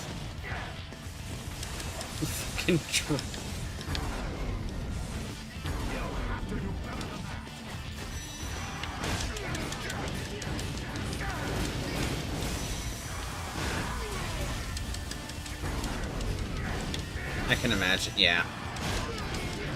It was really hard. I was full-blown, like, in denial for a really long time about it, and then... To be brutally honest, this live stream has kind of helped me accept that, you know, he's gone. Biggest loss for me, celebrity-wise, was back in February. When Brad Arnold died. Yeah. I think this has probably been the biggest celebrity loss for me. Isn't there a thing where you knock Motormaster down and wait long enough, he speeds to the point at Mach fuck? Yeah, he kind of rubber bands like really badly.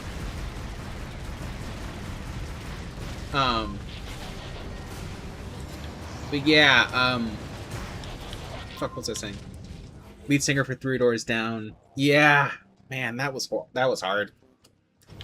I don't usually, I mentioned this earlier in the stream, but I don't usually get like crazy, like upset or crushed by celebrity deaths because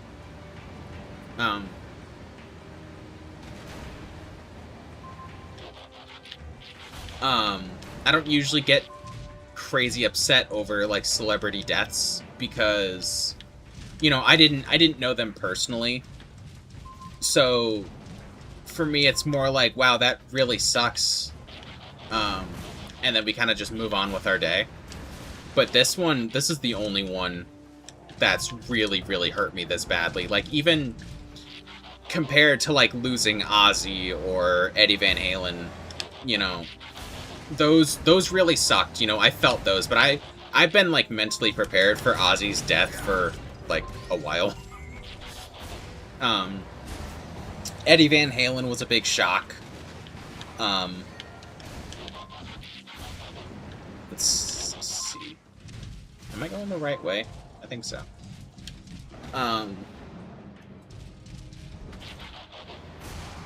Yeah, I get it. It's just... But this is the only one that... And I feel kind of bad for it. Under that rubble. But I was prepared for Brad's a little bit, but I didn't expect it so soon after the... Yeah, exactly. It's you can expect it, but that doesn't prepare you for it. We do not have time.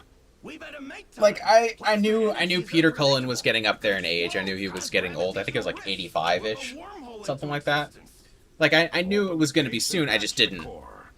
We will hold off any foes. I didn't expect it. Somebody get these guys out. Yeah, fuck this part, dude. I go on a tangent about this part in my Devastation review.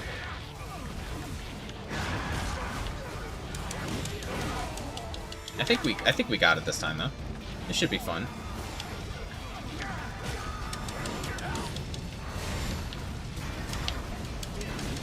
Yeah. It's hard because you never expect it to happen when it does. Like you know it's going to. Like as a person, it's easy to kind of like grasp that, you know, in whatever way it may be, you are going to experience death and loss in your life. It's just what's going to happen. It just, knowing that, like rationally understanding that, it's never going to prepare you for the ones that hit really, really hard. I wonder what this means for Transformers going forward. I don't think you could ever truly recast Optimus Prime. Yeah, Peter was Optimus. Yeah. I think their best bet would be to get Gary Chalk back.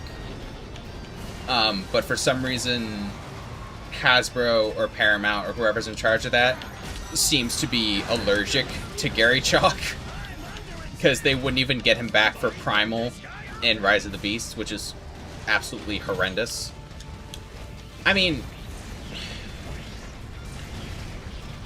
it wasn't terrible, but even he's getting up there in age. Yeah, and he's, I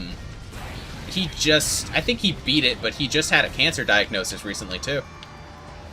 Yeah, he just beat his cancer recently. But I think, hear me out, I don't want to talk seriously about recasting Optimus Prime so soon after Peter Cullen's death. But I think if we absolutely had to, our best bet, and hear me out, would be Steve Downes, who voiced Master Chief in Halo. I think Steve Downes would make an incredible Optimus Prime. Probably for, like, some sort of, like, animated something or other. At first, we could, like, kind of test the waters a bit. But I think he would be incredible as Optimus. It won't be a replacement for Peter Cullen. It'll probably have to be, like, his own take. But I think it could work. I think it could work really well.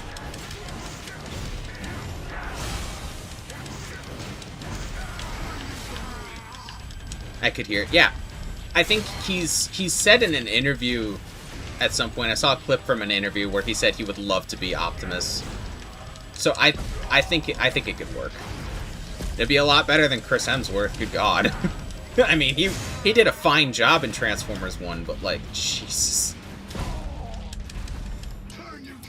If I had any opinions on this game, God, I'd only... we could have gotten some actual characterization from the Stunticons in this game. It helped Menasor feel less like Big Motor Master. Yeah, I think my main criticism of this game is I wish it was longer. Because, like, yeah, that could start bordering on repetitive, because hack and slash games get kind of boring after a while. It could border on repetitive, but I think this game's combat system and the soundtrack, there's a lot in this game that really helps and I think would keep it from becoming boring. I'll have to go through and rewatch the films. Haven't seen them in a while, especially the original 86 movie. I'm actually they're re-releasing the 86 movie in theaters next month, and I'm going with my dad, my two brothers, and Saf. So that's gonna be hard. Minosaur is such a brutal fight on higher difficulties, dude. Especially like later in the game when you have to fight Minosaur and Devastator at the same time. That is awful on hard mode. Oh really? Yeah. It's gonna be really, really great. Saf. God, I love Minosaur. I was never a super fan, but I know I watched the OG movie from a few times as a kid. Yeah. Saf isn't big into... Hey, JH, what's up?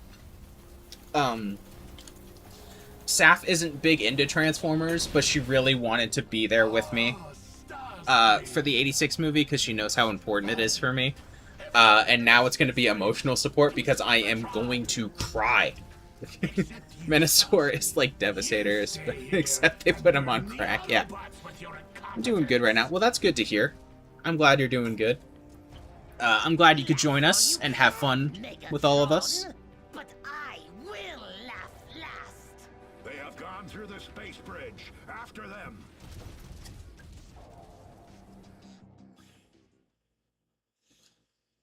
I still need to get into Transformers. X-Men loves Transformers, and I love Transformers 1. Well, good thing you weren't here earlier to hear my opinion on Transformers 1. Good God.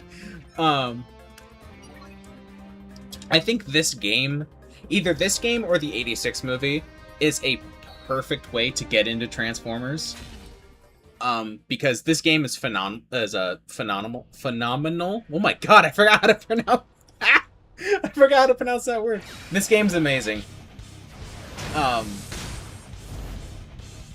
My throat hurts and I'm losing my voice. So. Except for this fight. This fight is a little rough because the perspective is a bit off.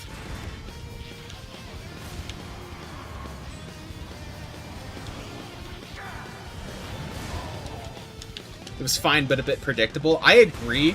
I have a few other issues. My main issue was they made the ability to transform a class and an ableist issue.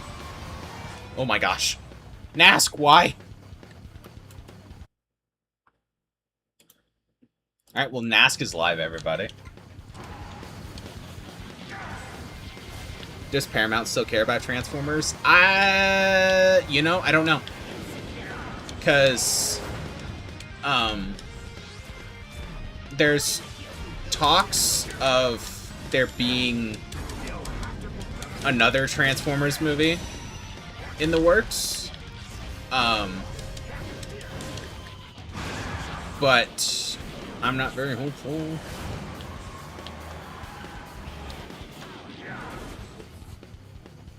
But then me being a film student, I kind of see things coming just from watching patterns. Yeah. Yeah, it was pretty predictable. I mean, like, knowing, even knowing the lore of Transformers, you kind of figured what was going to happen. But I don't know. Minosaur fucking immune to stuns, isn't slowed like Devastator, hits like a truck, has range attacks, in a monstrous HP value. Yeah, I didn't really think about that. I love the second Starscream fight so much. Yeah, I think it's more interesting than the first fight. It's just very confusing on a first playthrough. I love every Blitzwing fight though.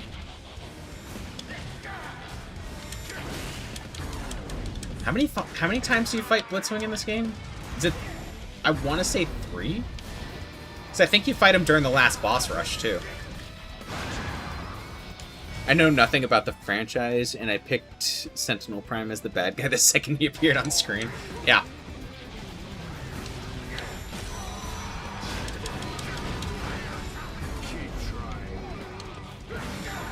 I mean, just the way that Sentinel is, if that makes sense, like his... God, I don't know the proper wording for everything, so I don't want to, like, risk accidentally sounding stuck up by using the wrong words. But it's what I call the Brian Griffin effect. But yeah, you can tell. He wasn't exactly subtle, yeah. They set him up as the villain pretty quickly. I think it was kind of cool how they set him up as the villain, only for him to be killed by Megatron later. But then they didn't really use Megatron too much, because it was like the movie was ending. The movie was over at that point. I feel like this game's second half has the DS1 syndrome. If really needing more time. It really needed more time in the oven. There we go. And having way too much refights. Yes, okay. So, as I compose myself trying to respond, because obviously I had a huge issue reading that. Yeah, this game definitely needed more characters, more Decepticons, I think. More interesting boss fights. I think... Oh, this would have been cool. Imagine like one chapter where each boss fight in the chapter is a different Decepticon triple changer, and then at the end of the chapter you have to fight Blitzwing, Octane, and Astro Train at the same time. That would be incredible.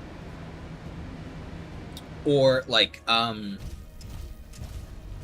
more Decepticon combiners, maybe bring in Abotimus. Oh, it's fucking peak! Welcome to Cybertron. A moment of silence, please.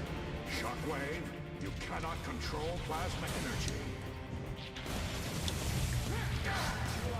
energy.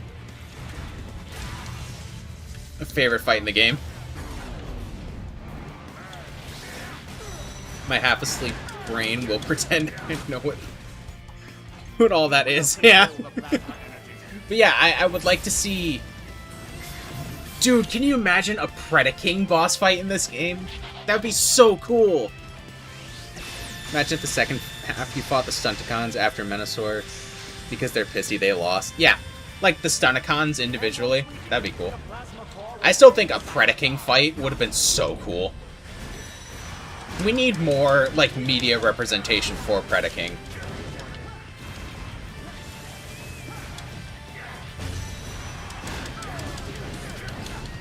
I think there should have been more Autobots, too. I think Hot Rod should have been a playable character. Magnus would have been cool. If they can incorporate some of the other Dinobots, that would have been awesome. I don't know how they would have put Magnus in this game, though. Well, Magnus probably would have worked similarly to how Optimus works. As much as I would have liked to see Springer, I don't see how they would have done a triple changer. Jazz would have been fun. Oh, this fight's over too quickly. Fuck yeah, just drop kick him right in the back. It's awesome. You failed to stop me again, Autobot.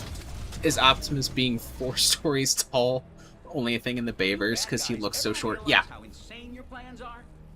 Optimus being massive is only a thing in, like, the Bayverse stuff.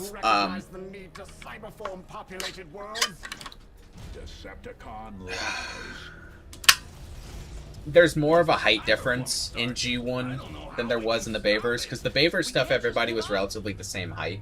That thought never occurred to me, Bumblebee. But I don't know. I think Predaking the other Season 3 stuff would have been better for a sequel. I think so, too. I think Predaking... I think there should have been a sequel to this game. And I think fighting Predaking as Hot Rod would have been so fucking cool.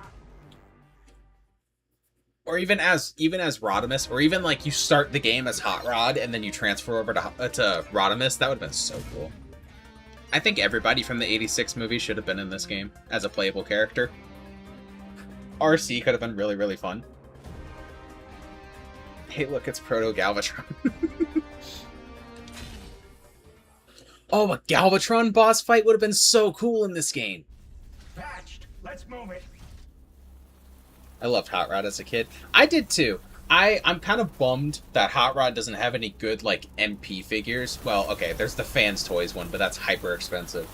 The MPG one looks awesome, though. The upcoming, like, Takara MPG Hot Rod looks so good. He was my fave from '86 when I was a youngin'. Yeah, me too. When I was really little, Hot Rod was my favorite, and then I grew up, and now I really like Grimlock. Is Hot Rod in any other movie? He was in The Last Night. Maybe I could have gotten a DLC with an extra mini-story with characters like Bruticus. Yeah, that would have been cool. Oh, dude, a Bruticus boss fight would be cool. Yeah, Hot Rod was in The Last Night. He was the black and orange Lamborghini with the French accent, which upsets me because he was just orange Bumblebee. I do remember him being there. He was in... As far as movies, I'm not 100% certain this game was successful. I think this game did pretty well. He was French for some reason, kind of. They tried to explain it away and be like, oh, his voice chip broke and now it's stuck on French, but like that doesn't excuse it. He still has the French accent. Oh god. This part's a little tough. You got time though, you're fine. Let's see. He was in... Hot Rod was mainly used a lot in the comic books. Like, he's got a really big role in IDW.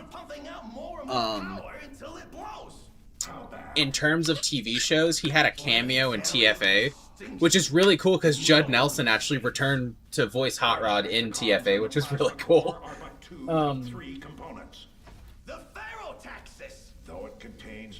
He's had a lot of figures. There was... Thanks for catching up, Grimlock. There was the Classics figure, the TFA one,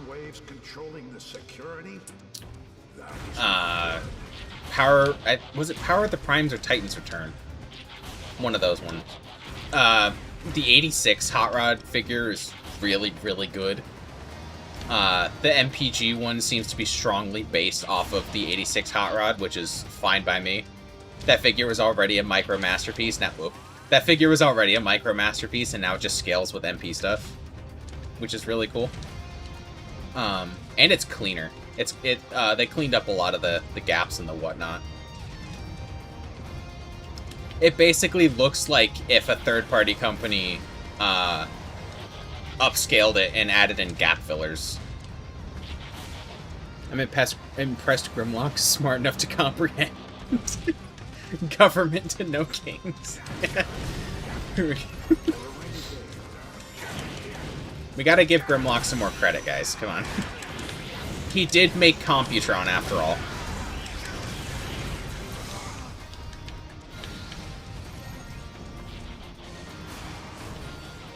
I used to know somebody who loved RC.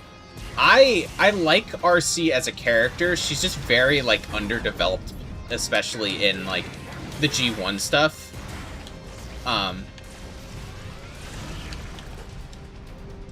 I like some of her later iterations, like the, I believe it was the IDW RC, was really, really cool, although, IDW was under fire a little bit for that, because people, oh, come on. People were, I want Grimlock saying the Pharaoh taxi line, doing the finger pointer face.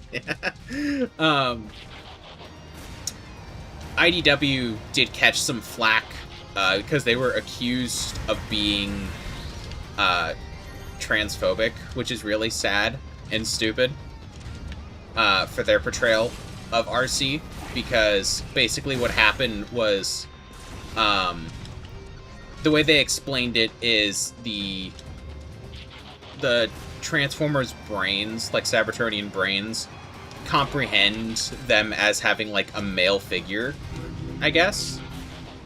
And Shockwave reformatted transphobic. Shockwave reformatted RC to have a more female figure, which kind of made her brain go crazy, which is why she's a sociopath. Which I think that's awesome. I think that's a really, really cool take. And I think it's a really interesting way to, instead of making RC kind of like a useless damsel, into making her a genuine badass. I can't believe the drone got a refight. Dude, I'm so mad. You have to fight the drone like twice. I think you fight it 3 times because it's in the boss rush at the end. So it's either 2 or 3 times you fight the security drone. But Shockwave gets 1 fight. Well, I mean, in the challenge mode, you fight Shockwave again. But still. And then Soundwave gets like 1.5 fights. So, sorry, my brain checked out for a sec. When was RC a sociopath? In the IDW comics.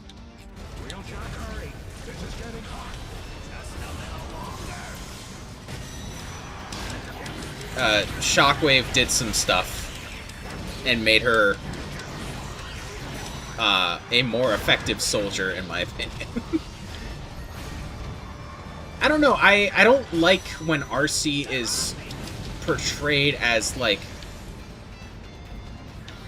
a helpless damsel, because RC, you know, maybe a helpless damsel isn't what I'm thinking. Maybe more of just, like, RC is more treated as, like, a background character a lot of the times.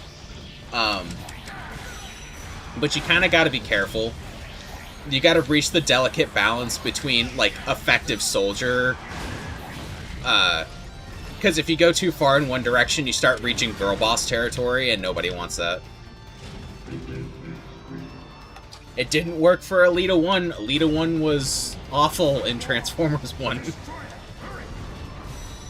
Because then you reach the whole, like, I'm better than you kind of territory. And it's just, nah. Not a fan. But that's okay.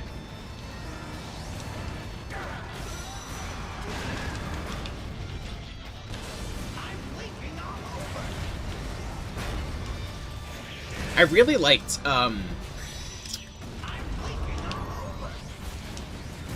in Bumblebee, Shatter, I think it was. Yeah, Shatter's the red one. I really liked Shatter. Shatter and Dropkick. I like how they made triple changers in the live action movies, because I'm not counting Drift in the in like Age of Extinction. I don't think Drift counts. Drift was cool, and I think he was supposed to be like a Springer stand-in, but it didn't work. Steve was decent in Rise of the Beasts. The only other iteration I've seen was that wasn't 86. She was in Transformers Prime. I think her iteration in Transformers Prime was really cool. I like how they really explored her like trauma from losing Tailgate. I think that was really cool. It kind of fleshed out her character a bit.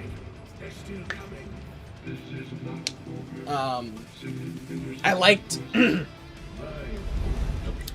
her iteration in Rise of the Beast. One of the few things from Rise of the Beast I actually really liked.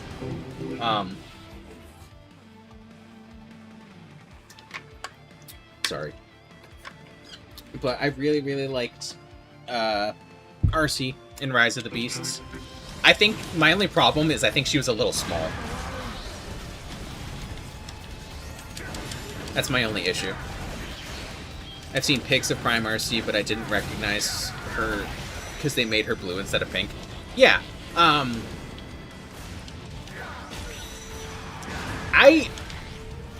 don't know. I think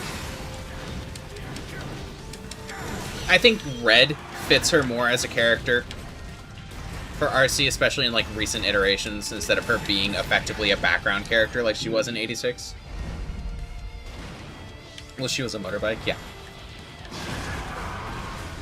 I think red is probably the best color for RC, but the problem is Alita 1 is also red, so they can't really do both of them at the same time. Well, unless they do blue RC. But then if they do blue RC, they can't do Chromia.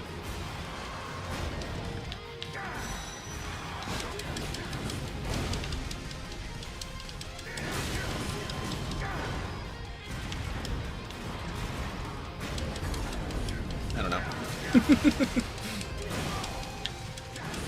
know. I don't think they need like all three of them, you know, because not a lot of people are gonna. You're not gonna get people in the theaters because Chromia is in your movie, you know.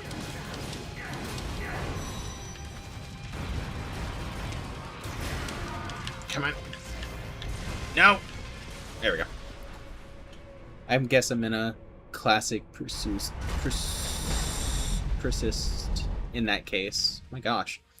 Because if I think RC, I think Pink Robot. Yeah.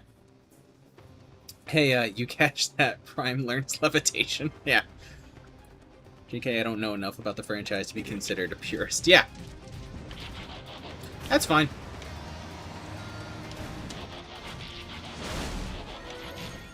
Purist. There we go. Yeah, I'm losing my voice and I'm having a hard time pronouncing things. Just give me... Just be patient with me. My brain is fried from all the colors.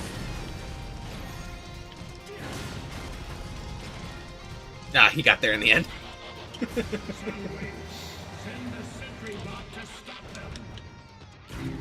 You guys are mean to me.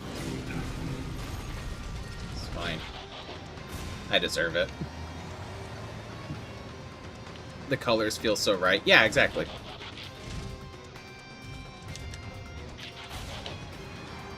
It's almost as if they were designed that way. What the fuck?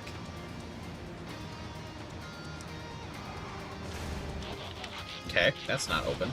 That should be. What? What was that?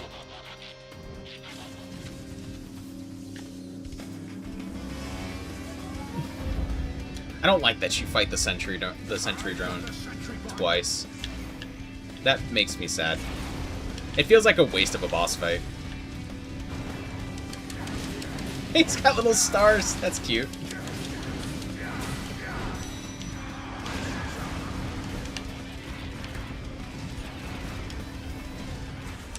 Oh, I almost fell off the ledge. Probably.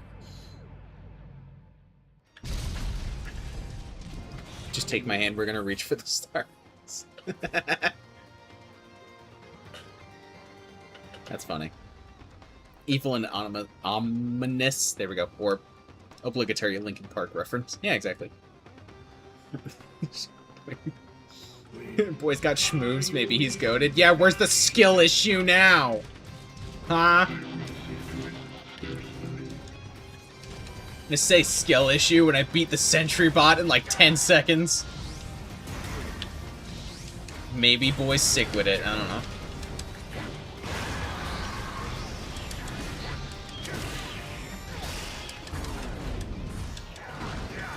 Oh, I was talking about the orb. Man. I was happy for a sec.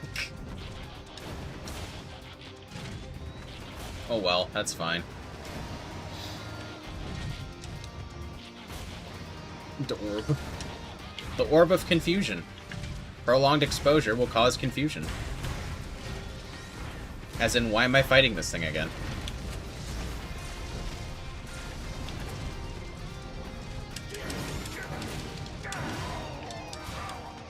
He did, boy had schmoves. He did. It's super effective. Nope, nope. There we go. Aha.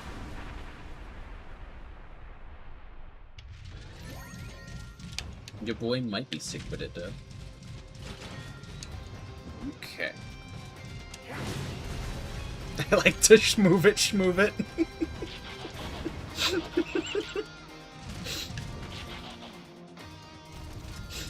That's horrible, but also amazing. I love it.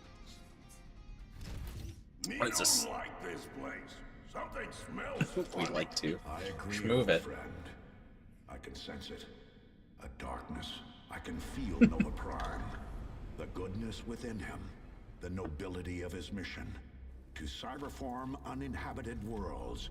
To bring life to the galaxy.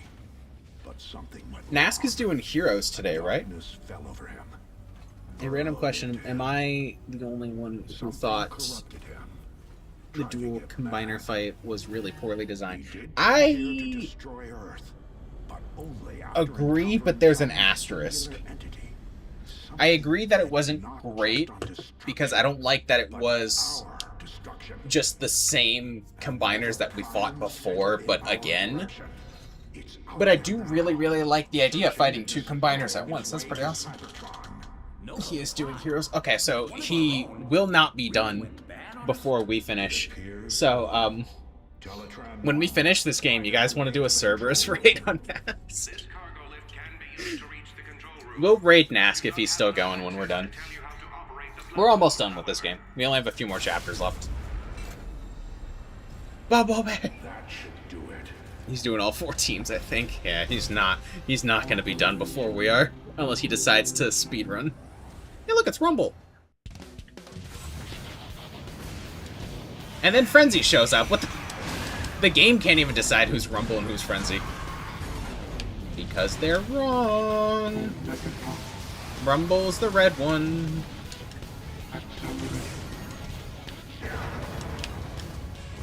It makes more sense that Rumble's the red one because they both start with R, you know, alliteration. Bumblebee is probably my favorite in the live action movies. I do really I've kind of come around on live action Bumblebee a bit more. I do like him. I like him more than I used to. Yeah, see? Rumble. Rumble's the red one.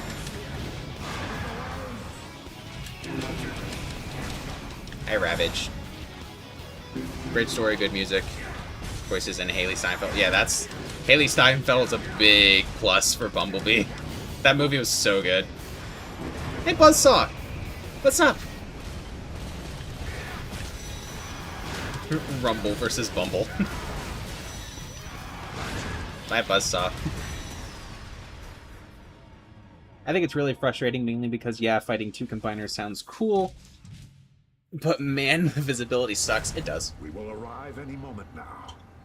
And Megatron is waiting for us. I love Bumblebee. That movie was so good. Initially, I wasn't too big on it because why is Bumblebee getting a solo movie? And then I saw it and I'm like, oh yeah, Bumblebee got a solo movie. Rumble.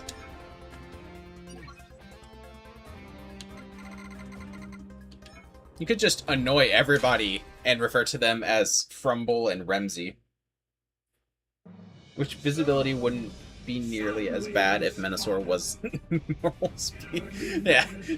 Visibility wouldn't be a problem if Menasor wasn't a pain in the ass to fight. Like, irrationally fast for a combiner. To crash the party. Time to crash the party. God, I love this game so much. It makes me so sad that Peter Cullen's gone.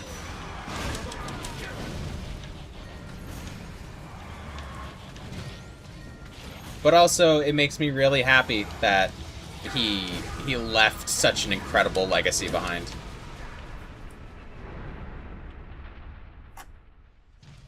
I just... Push forward. I wish we had more time with him, but...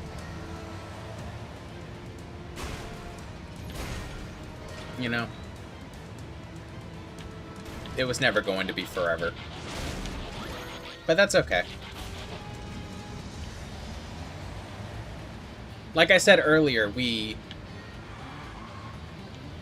I'm surprised to find out he was Eeyore. Yeah. He was also, I mentioned this earlier in the stream, he did the sound effects for the Predator. Which is really cool.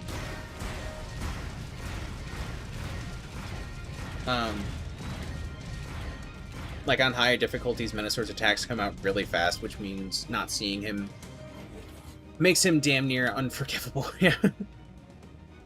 Yeah, that's crazy to learn too. Yeah. He was also... I believe he was in Knight Rider. I forgot what he was.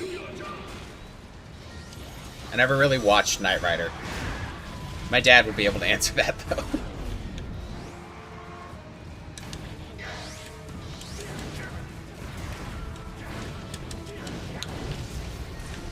Oh, God. That was awful.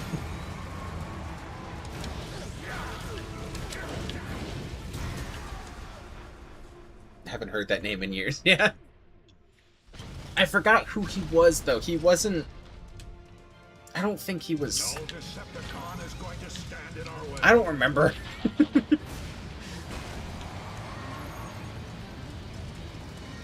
My knowledge is of... My autistic encyclopedia is of Transformers, okay?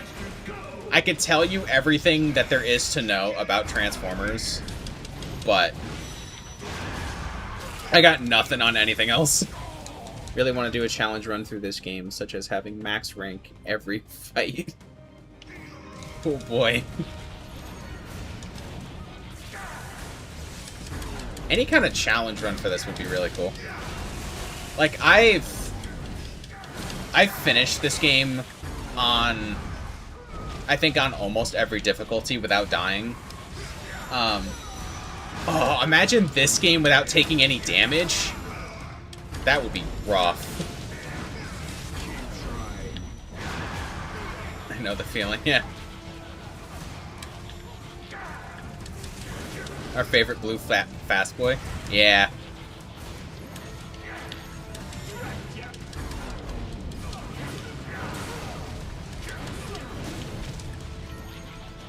Well, that's why you make the every versions of videos, Aiden.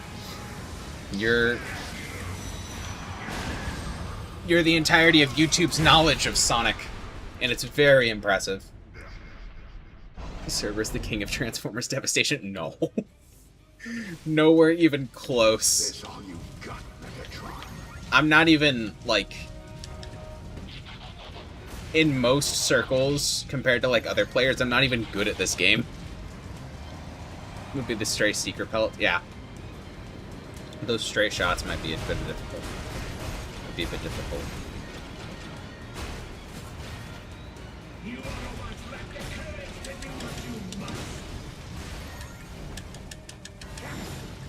Nope. Oh, I dodged too soon. All I'm saying is shotgun is subjectively, objectively the best gun in this game. Love shotgun combo so much. Yeah, I love that you can interrupt the combo with it. I have one of them equipped for Sideswipe, and it's so cool being able to interrupt combos.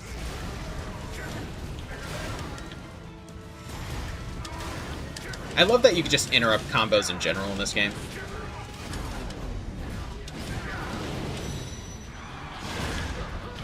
Can you guys hear me button mashing? I don't know, like, off the top of my head all of the combos in this game. I kind of just hit buttons until it tells me to hit the other button. I can't take credit for the idea. A YouTuber I grew up watching made the original. He did a video on the versions of Open Your Heart and retired from YouTube. Yeah.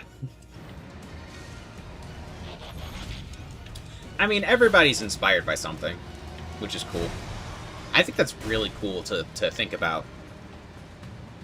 That's what I do with the Werehog, mash the button. Yeah.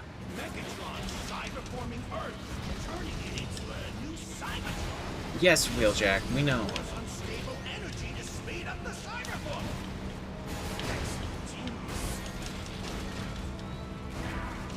Wheeljack, stop complimenting the bad guys.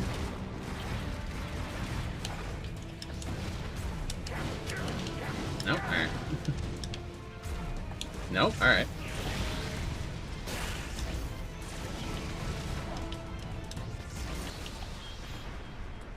Which is why I'll never do a video on Open Your Heart, despite the original technically being outdated now. You could do an updated video, that'd be cool. So I do have a bit of really sad possibility. You know how Hasbro has been using AI for stuff lately? They better fucking not. Because I know they've been using AI to design figures lately, and I swear, if this is going the way that I think that it's going, then I may never support Hasbro again. If they...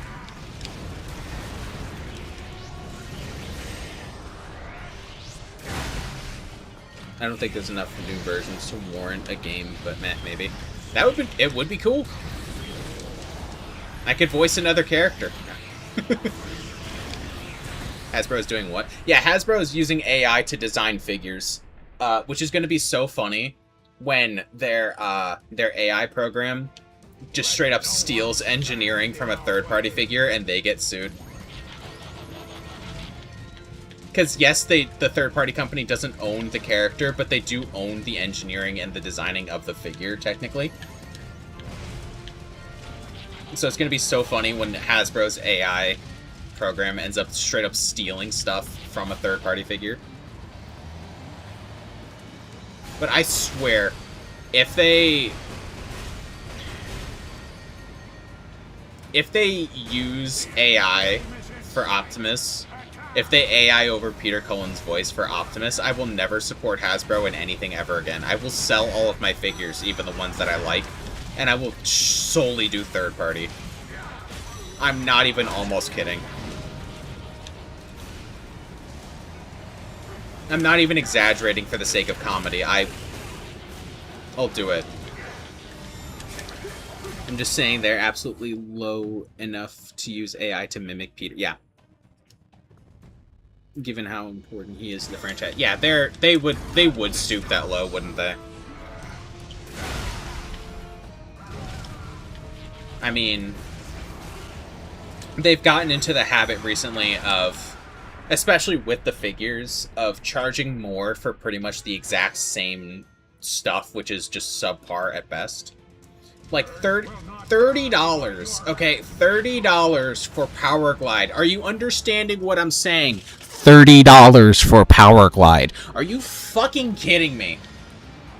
I'm not paying that. I'm not paying that. Even if it goes on sale, I'm not doing it. I got a knockoff of the DX9 MP scale Power Glide for 20 bucks. Fuck off, Hasbro. They want to go bankrupt, that's their problem. Then yeah. I'm sticking to third party. I'm keeping all of the Hasbro stuff that I really, really like, but I'm sticking to third party. I might get some of like the Hasbro MP stuff. Like I do really want the MPG Hot Rod, but everything else, fuck off. I'm not getting the MPG Blaster because the Transform Element one is not only significantly cheaper, it looks better.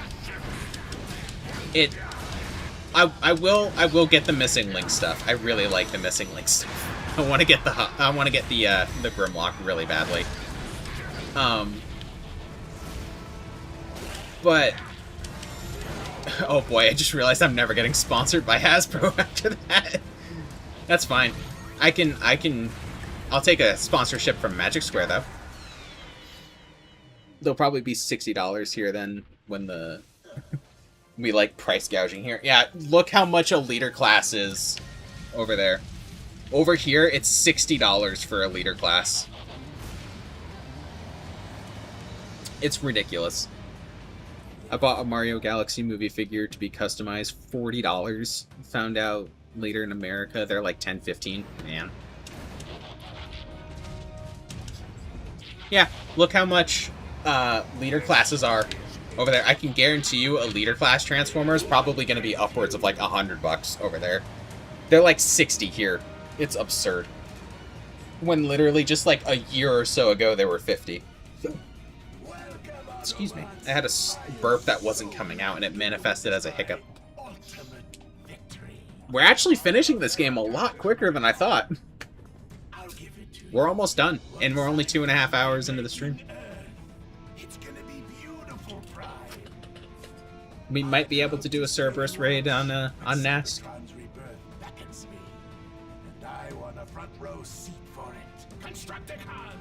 Oh, unrelated. I got a new pair of headphones.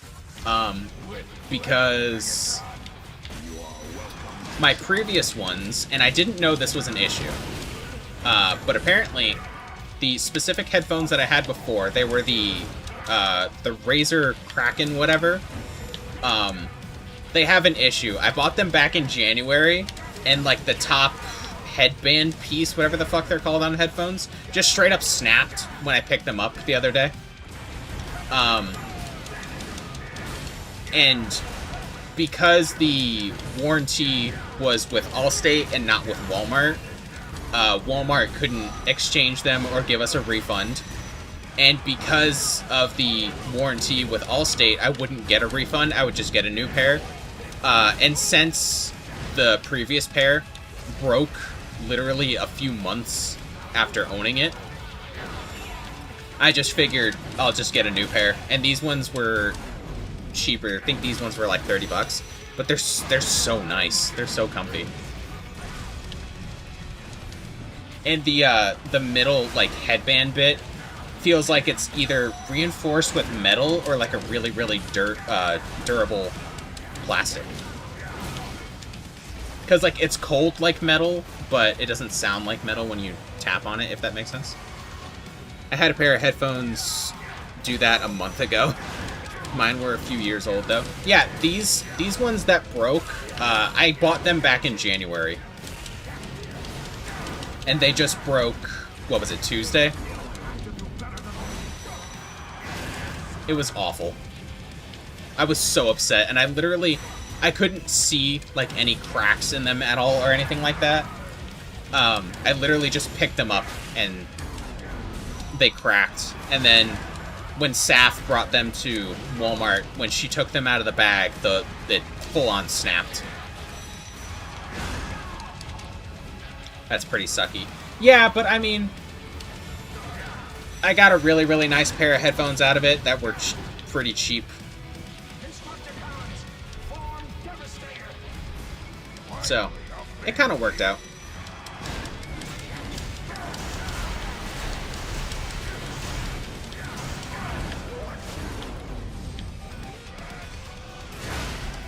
Nice.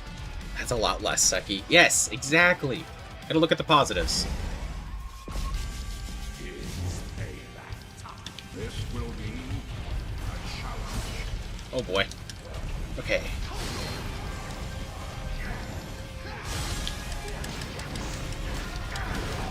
Oh boy. Oh, this might be the first death of the run. I'm not gonna lie, this might be the first time we die. This fight is rough. The Stunticons are so cool. I wish I got to see what mechanics did. Yeah. I kind of wish they were fleshed out a bit more. But you can live out your fantasies of having the Autobots fight off the Stunticons. Magic Square has a set of Legend Scale Stunticons, and they have Legend Scale versions of every character from this game except for Wheeljack. So, I would... Like, I'm not even sponsored by Magic Square. I would like to be. But I'll shill for them. I fucking love Magic Square. Their Grimlock is incredible. Their Skyfire's really good, too. I have their MP Scale Optimus on my desk right currently. They're so good. Their MP Scale Bruticus is incredible. I have it. And somehow Devastator canonically survives after this. I don't think this game's canon. I don't know if this game is canon or not. The surface, and he took the Ferritaxes with him. Then that is where we go. Autobots. Hasbro, more like has been. Fuck yeah, dude. Especially looking at a lot of third-party stuff. Fuck Hasbro. Almost done. 2 more fights. And then we're done. Our home will live again. You should go watch the review that I made of this game afterwards. It's such a great review. I love it so much. I'm so happy with it. We should have been allies, you know. Imagine what we could have accomplished. But you never had the manifolds to do what needed to be done. I have the manifolds to stand up for those who cannot stand for themselves. Mm-hmm. Give me the And that's why Ferritaxes. Optimus is so important. Because Optimus taught us leadership and courage. Let us use it wisely. I And thought you were just- made of sterner stuff, Optimus. It's so sad. Just pretty sure it's canon to G1, albeit G1 canon is duct tape and dreams at this point. You forgot the spit part. Proud of you for getting it out, the review I made. Yeah, I'm so proud of how that came out. I've never been proud of anything I've ever done ever, so it feels kind of weird to genuinely be like super proud of that review. I have a bad habit of feeling like nothing I ever do is good enough. But I'm so happy with how that review came out.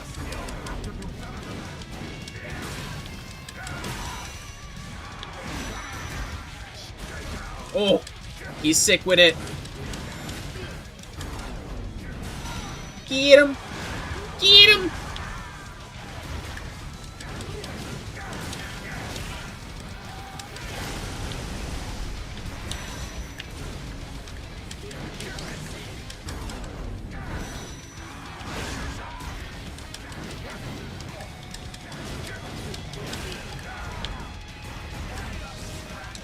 Oh, I'm frozen. Oh, I didn't know this was a thing.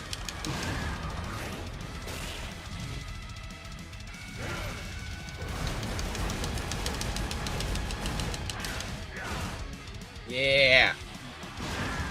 I forgot about that part. It's over, Megatron. I know the feeling all too well. Yeah.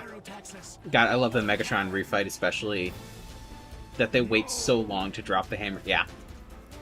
I started getting emotional reading the comments of my Endless Possibilities video because I struggle to handle that kind of fight. That video was really, really good.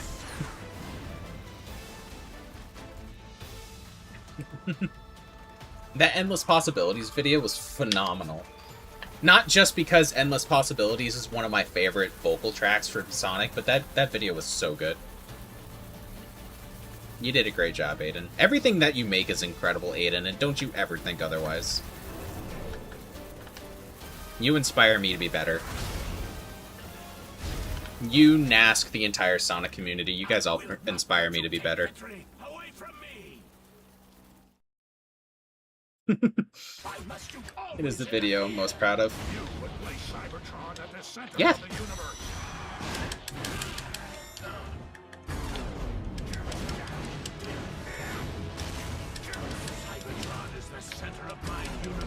Oh, shucks, dude.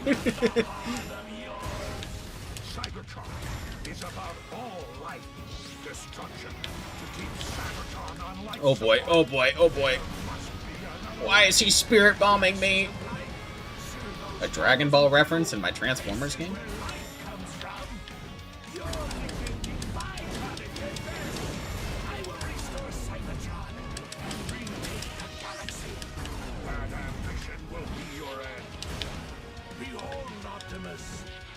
I love the final dialogue, yeah.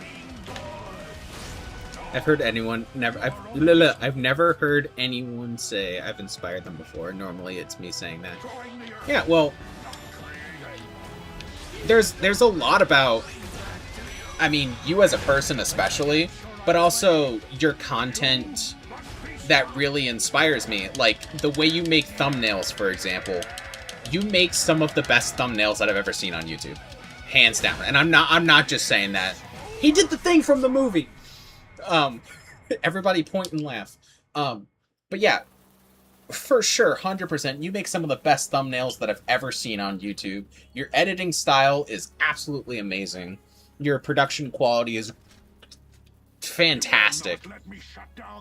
There's so much about what you do, Aiden, that inspires me to make better content. One last fail-safe in order to shut down the ferotaxes.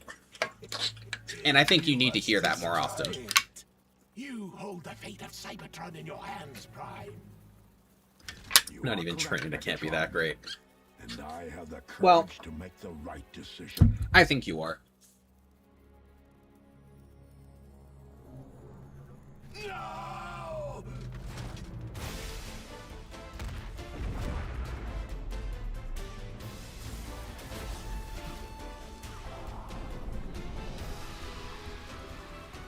Thanks, dude. Well, no problem, man. You deserve it. You deserve every little bit of credit. What have you done? The humans will decide. You and the rest of the Sonic community have been so great to me. So, you're right, I don't hear that often. If I do, it felt superficial. Well, I hope that felt genuine. Autobots, a moment of silence, please. We have please. lived on Earth for decades, but I see now that we have not truly accepted Earth as our home, holding out some distant hope that we would return to a newly reforged Cybertron. And maybe one day that will happen. But we cannot continue to live in between worlds. From this day forward, we are no longer Cybertronians who are stranded on another world. Now, we are a part of Earth. And we must treat Earth as though we were forged here. And we must protect our home, no matter the cost. God, I'm gonna miss him so much. I'm gonna miss him so much. How are you recovering, Optimus? I will live, thank you. Fortunately, it appears that Earth will as well. Have you found a way to strengthen our forces? As I said, it's not without risks. I was thinking about what I was told. The prophecy on the Proud Star. That there is a way to end the war. I guess teaching myself editing from the age of 7 or 8 paid off. Yeah. Protect and serve, Optimus. That's our job. Like Defensor, we are here to help too. We don't have to do this alone. I love that Superion and Defensor showed up in this game, but I don't like that it was a cameo. That sucks. I would have liked to see Computron show up. That would have been cool. I love Computron. And that was Devastation, everybody! Can I skip? I can. We're gonna skip the credits. And, oh, post-credit scene! Post-credit! Oh, everybody knows that when you tease a sequel, it's gonna happen, right? Right? I wanted to play as Hot Rod. Is that me referencing my own video? Yes. I've actually done that a couple times. Dude, I'm so upset that they never made a sequel to this game. A sequel for this would have been so good. Alright. That's it. Shameless self-plugging. Exactly. Dude, I do that all the time. I shameless self-plug all of the time. Because I constantly, like, every time I reference one of my old videos, I put the thumbnail in the... And there we go. That was Devastation, everybody. God, I'm gonna miss Peter Cullen so much. And I know we all are. He was such a beacon of light in a world like this, and it's so sad. I've done that before, yeah. It's so sad that he's gone, but it's also, in a beautiful way, the light that he gave this world is still there, and it's always gonna be there. You know, it's a whole gone but not forgotten kind of thing. It's sad and it's gonna hurt for a while, but everything that he meant to us, to the Transformers community, and everything that he taught us, it's still gonna be there. And yeah, Aiden, even though you've quoted Shadow the Hedgehog there, the light shines even though the star is gone. Yeah, exactly.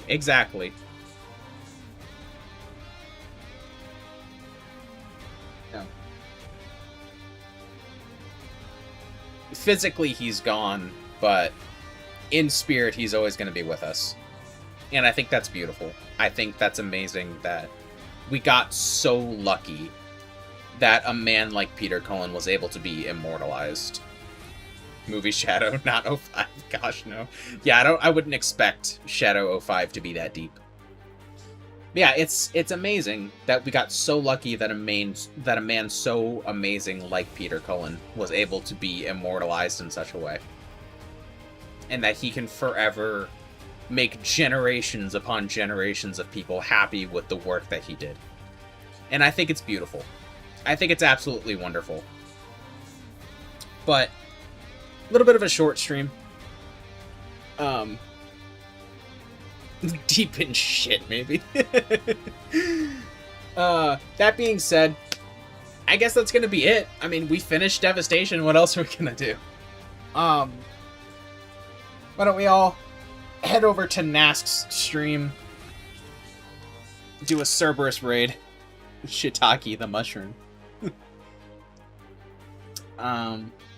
Yeah, let's all head over to Nask's stream, do a Cerberus raid.